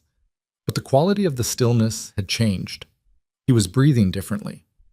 She could hear it from across the chamber, the specific change in respiratory depth that happened when something that had been constricting a person's breathing for a long time was no longer there. The sickness. She crossed to him. She stopped in front of him and waited for him to look up, which was the courtesy she had decided on before she entered the Citadel and had not changed her mind about. She was not going to pull his attention toward her. He would look up when he was ready. He looked up. His color was better. Not fully restored, that would take time, whatever time the blood required to rebuild what the sickness had degraded, but the gray quality was receding visibly. His eyes were clearer than they had been when they'd brought him into the hall, and they looked at her with the specific quality of attention she had learned to recognize as Draven in the absence of the throne. Just a man, looking at the woman he had failed. The sickness, he said. The relic was feeding it, she said, not causing it. The corruption was already present in the bloodline, from years of governance built on fear rather than... She stopped. From years of certain choices. The relic was accelerating it, weaponizing it, making it worse faster so that Malrek's timeline would work. He processed that. He's been doing this for years, Draven said. Yes. Yes, she said. He closed his eyes briefly. The specific expression of a man absorbing a history he has been complicit in without knowing. She had her own version of that expression, had worn it herself in the early weeks in the frontier when she had understood with full clarity the ways she had enabled Malrek's influence by making herself indispensable in channels that were invisible while he built his influence in channels that were visible. She had been so focused on being necessary that she had not focused enough on being seen. It did not absolve him. His choices were his. But she understood the texture of what he was carrying, and understanding was not the same as absolution, and she was not going to conflate them. "Can you stand?" she said. He stood. He was taller than she had reconstructed him in memory, which she noted with the specific wry awareness of someone who had been carrying a mental image for a year and was now confronting the original. Memory always got something wrong. Usually, the scale. "The Citadel," he said. "Ash has command authority. He can't hold it indefinitely. The generals will follow whoever holds Bloodspire and has a legitimate claim," she said. "You're still the Alpha King. Whatever Malrek built, he did not legally transfer your authority. You are still the crown." He looked at her. "A crown currently held by a man who exiled the person who just saved his empire," he said. She said nothing. He did not look away. "I'm not going to pretend the last year didn't happen. I'm not going to ask you to pretend it didn't. What I did..." He stopped, restarted. "What I did is not something I have words for that are adequate." "I know," she said. "I need to say it anyway." She waited. "I believe the evidence because believing it was easier than what not believing it required of me," he said. The flatness of his voice was not absence of emotion, but the specific quality of a man saying something he has rehearsed in his worst moments and is now saying aloud for the first time. "Not because the evidence was convincing, because it let me not see what I would have had to see if I'd questioned it. What you saw. What you told me you saw, and I refused to look at." A pause. "I chose blindness. I dressed it up as duty, and I chose it. And you..." "I survived," she said. He held her gaze. "You did more than survive," he said. She looked at him for a moment, at the man underneath the years and the illness and the empire and the choice that had cost them both more than she had finished calculating. She looked at him the way she had learned to look at things in the frontier, clearly, without the distortion of what she wanted to see or feared seeing. just the actual thing in front of her. Yes, she said. I did. The citadel above them was beginning to understand what had happened. They came up from the origin chamber into a blood spire that was in the specific organized chaos of a power transition. Soldiers choosing positions, Ash moving through the central hall with the authority of a man who had made his decision and was implementing it with the totality that decision required. Servants and functionaries doing what functionaries always did during power transitions, which was stay near walls and track outcomes. The soldiers who had escorted Malrek from the frontier saw Celine emerge from the passage and did the calculation visibly. The relic's energy signature had moved through the entire citadel during the chamber sequence, and they had felt it above the stone, and several of them had done the math about what that meant for the plan they had been hired to execute. They stood down before anyone asked them to. Malrek came up from the chamber flanked by Ran and two of Ash's soldiers, and she watched the room absorb his presence. The man who had held the High Regency and the military command and the patient authority of decades, walking now with the specific quietude of someone whose power had a definite past tense. The soldiers who looked at him the way people looked at something that had recently been enormous and was now ordinary. The specific readjustment of scale that happened when a thing was revealed to be a function of accumulated structure rather than intrinsic weight. She did not feel triumph looking at him. She felt, more than anything, tired. And beneath the tired, the particular complex human texture of a woman who had spent a year carrying anger at something and had spent it honestly, had let it be fuel until it wasn't needed as fuel, and had then let it settle, and was discovering that the place where the anger had lived was not empty, but was now occupied by something she didn't yet have a name for that would probably become the material of the next year and the one after that. Ash found her near the central hall entrance. He looked at her left side first. His veteran's assessment, quick, trained, taking in the information without editorializing. You're injured, he said. I've been injured before, she said. That's not a denial. No, she said. It's context. He almost smiled, very briefly. The military command is stable. I've sent runners to the eastern and northern battalions. They'll hold position until a legitimate authority gives them a new order. He paused. That authority needs to be clear within 48 hours or the instability compounds. I know, she said. 48 hours is enough. She looked around the central hall. At Draven near the throne platform, in conversation with two of the generals who had been positioned at Bloodspire. At Ran, who had the wrapped relic fragment secured and was watching everything with the precise attention of someone who understood he was in the middle of a historical moment and was not going to waste it. At Dara, who had found a clear wall and a flat surface and was already making notes, which was so completely Dara that Celine felt something warm move through her chest despite the compound still negotiating with her left lung. At Finn, who had planted himself at the entrance of the hall and was watching the door with the specific stance of someone who had been told his job was intelligence and extraction and was not going to reinterpret that as anything else. She walked to the throne platform. She did not ascend it. She stood at its base, where she had stood the morning of her exile, and she looked up at the iron seat that had organized the northern continent's power for 4 centuries, and she felt the lunar bloodlines settled warmth in her skin, and she thought about what she was going to say to the next person who climbed those steps, what she was going to say to the Empire, what the Empire needed to hear, not from its ruler, but from the woman who had walked out of it and built something it hadn't thought was possible in a place it had assumed was a death sentence. Draven approached her from the side. The generals are going to want a public address, he said. By tonight. I know, she said. What do I tell them? She looked at the throne. Tell them things are going to change, she said, not as a threat, as a fact. Tell them the changes have already started and their choice is whether to be part of the beginning or spend their energy resisting something that is already in motion. She paused. Tell them that the woman who built a city in the Ashen Frontier in under a year is not here to take their authority. She's here to show them what authority looks like when it's built correctly. He was quiet for a moment. And what does it look like? He said. She turned to face him. It looks like people choosing, she said, not following because the alternative is worse, choosing because the thing being offered is genuinely worth choosing. It looks like 63 wolves on a ridge in the cold before dawn because they understood what they were standing for. She held his gaze. That is what I built out there, and that is what Varanth has never been in its entire history. He did not flinch from it. She had expected the defensive response, the reach for qualification, the instinct of a ruler to protect the legacy of what he'd built. She had braced for it.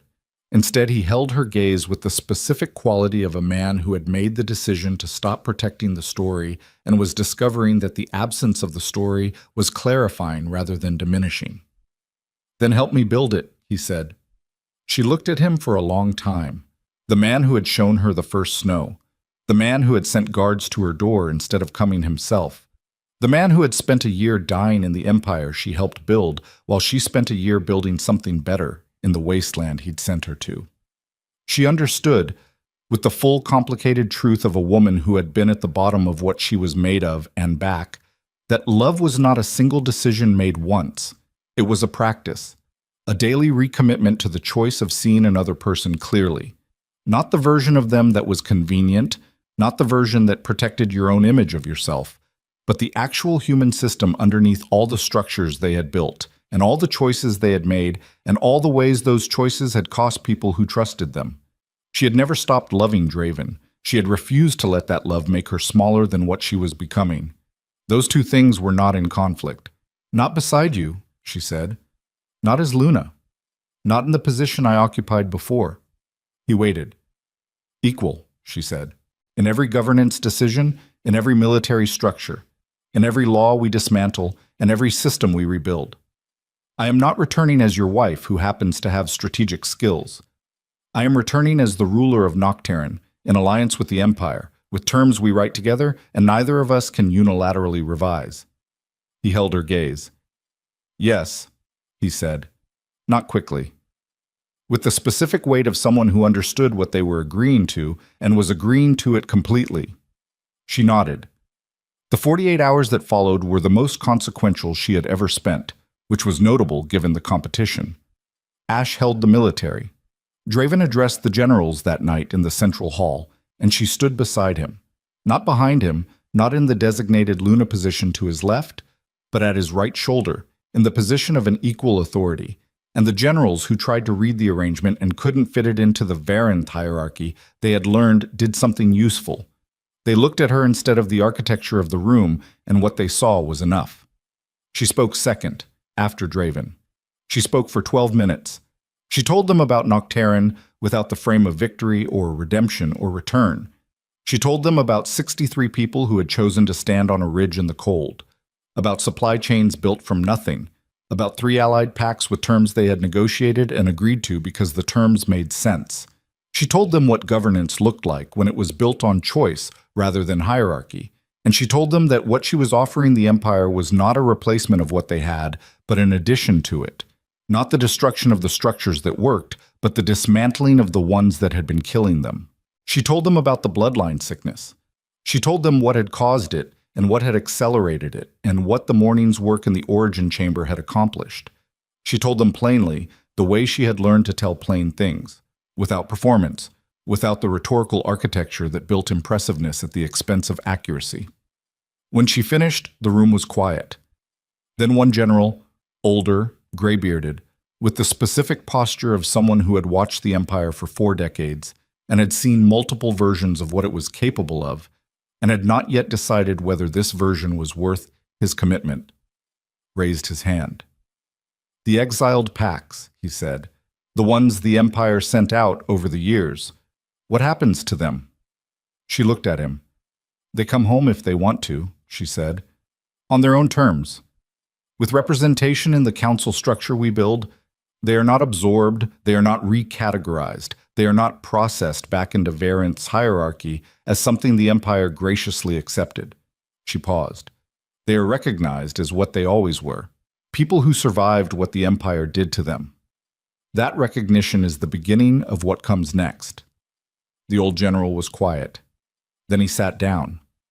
And the room moved in the specific way rooms moved when they decided, not all at once, not with proclamation, but in the accumulation of small body language shifts that said the calculation had been completed and the answer had a direction. The next 72 hours were logistics.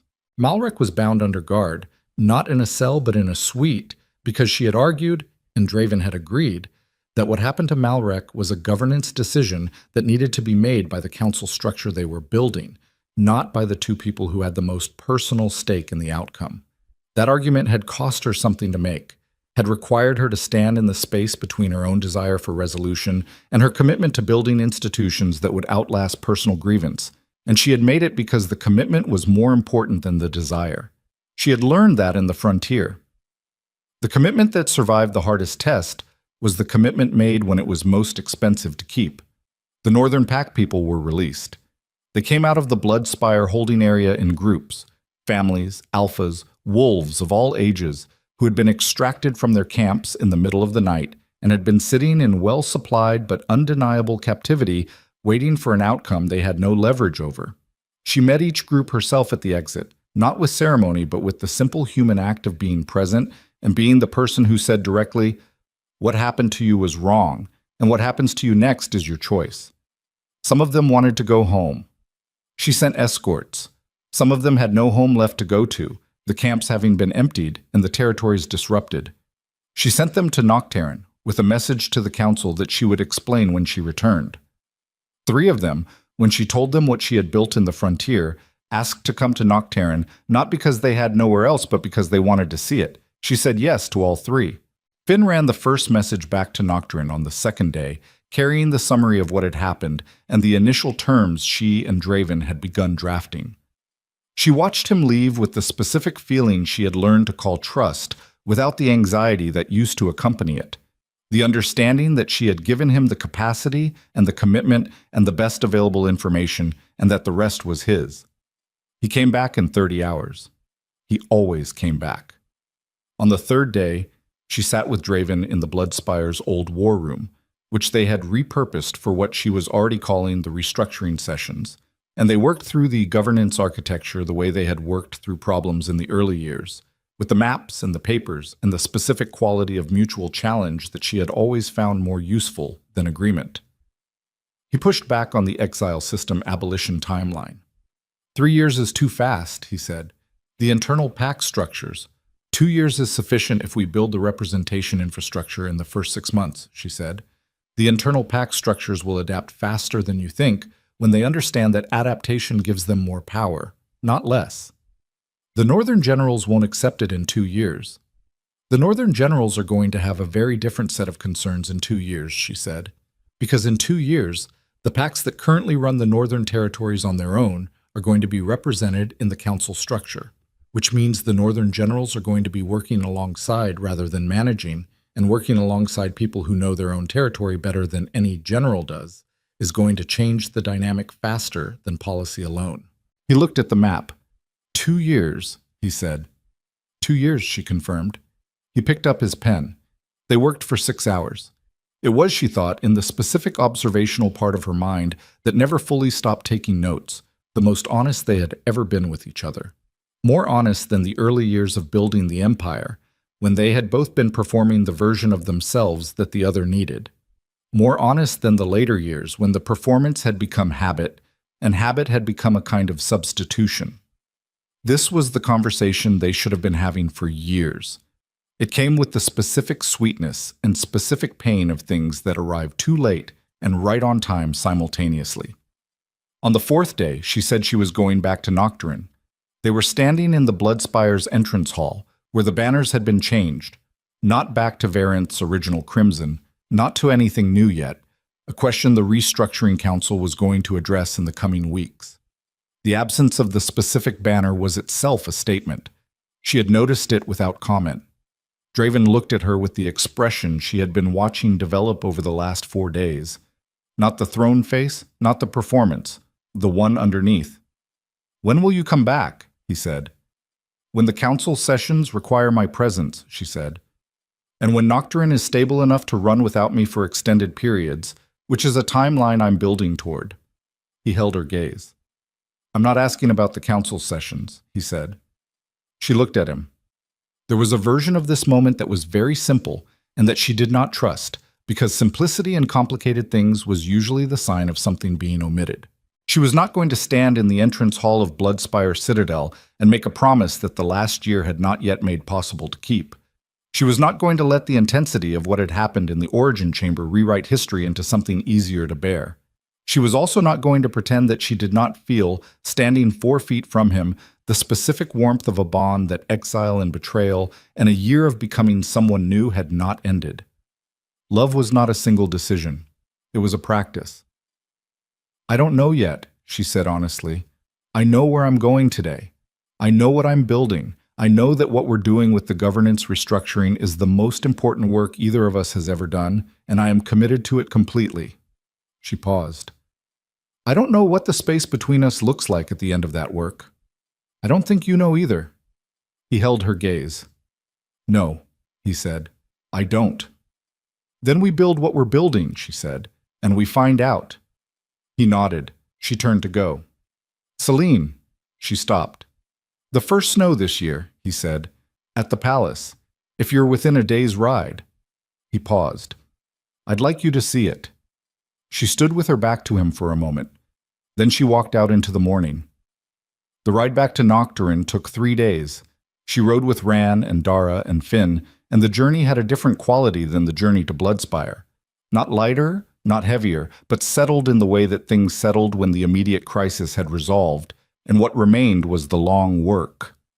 The frontier opened ahead of them, gray and cold and honest, and she breathed it in with the specific appreciation she had developed for things that did not pretend to be other than they were. Ran rode beside her for most of the second day without speaking, which was his way of being present. She had learned to appreciate that quality specifically, the specific companionship of someone who understood that presence was not always the same as conversation. On the second afternoon, he spoke. "The relic fragments," he said. "What do we do with them?" "Nocturne has the cliff markings," she said, "the material knowledge to contain them properly. We keep them in the valley, in the obsidian repository Dara designed for the governance documents." She paused. "Not destroyed, kept, so that the people who come after us have to understand what the thing was and why it was built and what it cost to stop it, instead of inheriting a gap in the record." He was quiet. "That's harder than destroying it," he said. "Yes," she said. "Most correct things are." Finn came back from a forward scout on the 3rd morning, and she read his face before he opened his mouth, and what she read was good news in the specific register of someone who had been running toward something they wanted to see. "They know you're coming," he said. "Mira Voss and the Ashclaw sent a delegation. They're at the valley entrance." "How many?" she said. 30-something, but—" He stopped. "There are others, from the north. Word got out about the pack people being released, about what happened at Bloodspire. There are packs asking about Nocturne that weren't asking before." She processed that. "How many packs?" she said. 7 that we know of," he said. "Mira's been handling the initial contacts. She said to tell you she's been taking notes and keeping records, and she has things to show you." Something in her chest expanded. She had built the governance structure to run without her. She had built the alliances with the explicit instruction that they answered to the council, not to her personally. She had built it specifically so that things would happen in her absence, so that her presence was useful rather than necessary, so that what she had created was a system that could propagate itself rather than a personality that required constant physical maintenance. Mira had been handling initial contacts. She had been taking notes. She was going to have things to show her. Celine breathed. Nocturne came into view from the northern ridge in the late afternoon of the 3rd day, and she stopped her horse at the ridge crest and looked at it. It was larger. Not dramatically, not yet, but she could see the evidence of the weeks she had been gone. New structures at the valley's eastern edge, the expansion of the supply storage area, what looked like the beginning of a second perimeter ring. The specific productive chaos of a settlement that had not stopped when its founder left because its founder had built it to understand itself as something other than a monument to its founder. She sat on the ridge and looked at it for a long moment. She thought about the morning she had come over a different ridge, a year and a half ago, in tattered exile robes, holding a moonflower against her chest, and looked down at 60 people and understood that survival was not a destination. She thought about what she had been then, the specific rawness of it, The combination of devastation and clarity that exile produced when you let it do the thing it did, instead of spending all your energy resisting it. She had been stripped of everything external and had discovered, in the doing of the discovery, that external was not where she had ever actually lived. She thought about Draven, the first snow. She thought about the cliff markings. The lunar bloodline does not take power. It burns away what power has corrupted. She thought about what the burning had cost and what it had made possible, and she held both of those things at the same time, which was the only honest way to hold them. She thought about 340 soldiers and an old woman with a moonflower. She thought about what she was riding back into, and what it would require, and what the governance restructuring would look like in a year and 2 years, and what Nocturne would become as it grew, and how she was going to hold all of it, the alliance with Varenth, the independence of what she had built, the new council structure, the northern pacts, the territories that would now need to be integrated rather than abandoned, how she was going to hold all of it without it holding her instead. She thought she knew how. She thought it was the same thing she had been doing since the morning she walked north into the ash with nothing, one day at a time, one decision at a time. The long, unglamorous, absolutely necessary work of showing up to the thing you were building and treating every hour of it as though it mattered, because it did, because the small decisions were the architecture of the large outcomes, and there was no shortcut through the accumulation of them. She thought about what she had learned in the frontier about the nature of power, not the kind that came from bloodline or conquest or the strategic accumulation of leverage, the kind that came from the specific quality of showing up so consistently and so honestly that the people around you started to understand that you were going to do what you said you would do every time, and that understanding produced in them the capacity to do the same. And that capacity, when it spread through a group of people who had chosen to be together, was the most durable thing she had ever seen. She had seen it in 63 wolves on a ridge. She had built it in the council sessions and the alliance negotiations and the supply chain reorganization and the governance documentation, and every morning she had climbed the cliff face to read the markings, and every night she had sat with the fire and made the decisions that the next day required. She had built it, and she was going to spend the rest of her life building more of it, in the valley and in the empire, and in every territory that was willing to choose it. She touched the moonflower. She had kept it, had pressed it between 2 flat stones in the second week in the frontier, and had carried it through everything that followed, through the ridge confrontation and the alliance meetings and the cliff face and bloodspire. It was dry now, the color faded from silver white to the gray of preserved things, but the shape held. The specific spiral of its petals intact. The thing was that she had gone to the frontier to die, and instead she had understood how to live.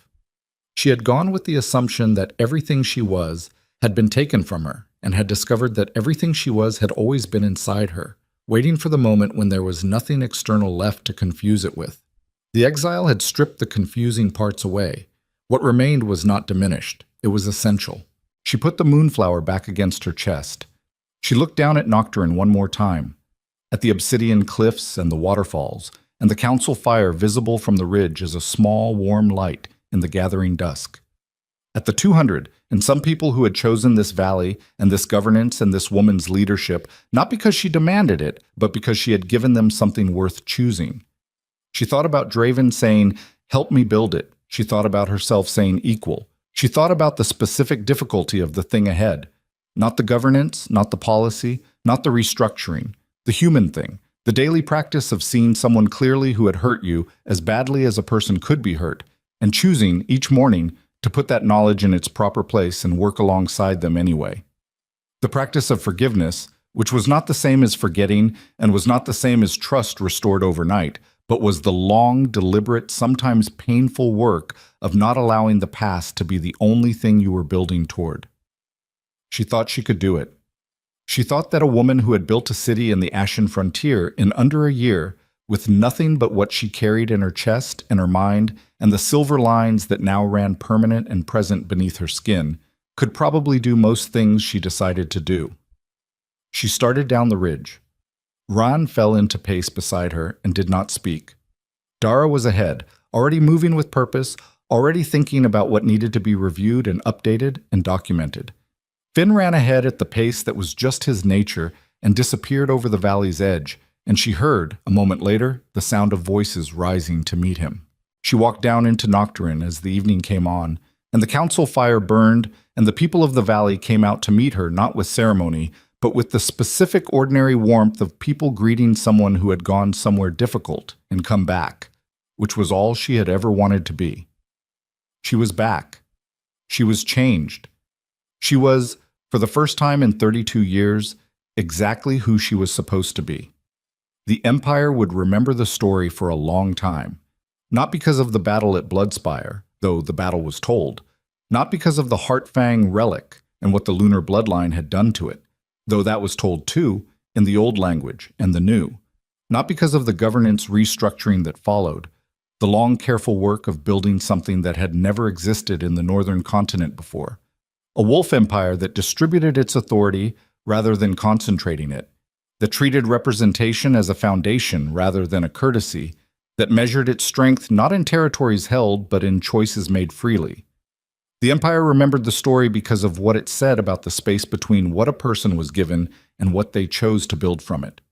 Because of a woman who had been handed the hardest possible version of her life and had looked at it with the specific cold clarity of someone who understood that the hardest version was still a version with a next step, and had taken the next step, and then the one after that, and had not stopped taking them until what she was building was visible from the ridge and warm in the valley, and real in a way that no amount of bloodline or conquest or carefully constructed narrative could undo. Years later, in the council records that Dara kept with the same precision she brought to every task, there was an entry from the first formal session of the joint governance structure that Celine and Draven built together. It read simply, "The Empire is learning what it should have known from the beginning, that the strongest thing a leader could do was not to hold power tightly. It was to build something that didn't need the holding.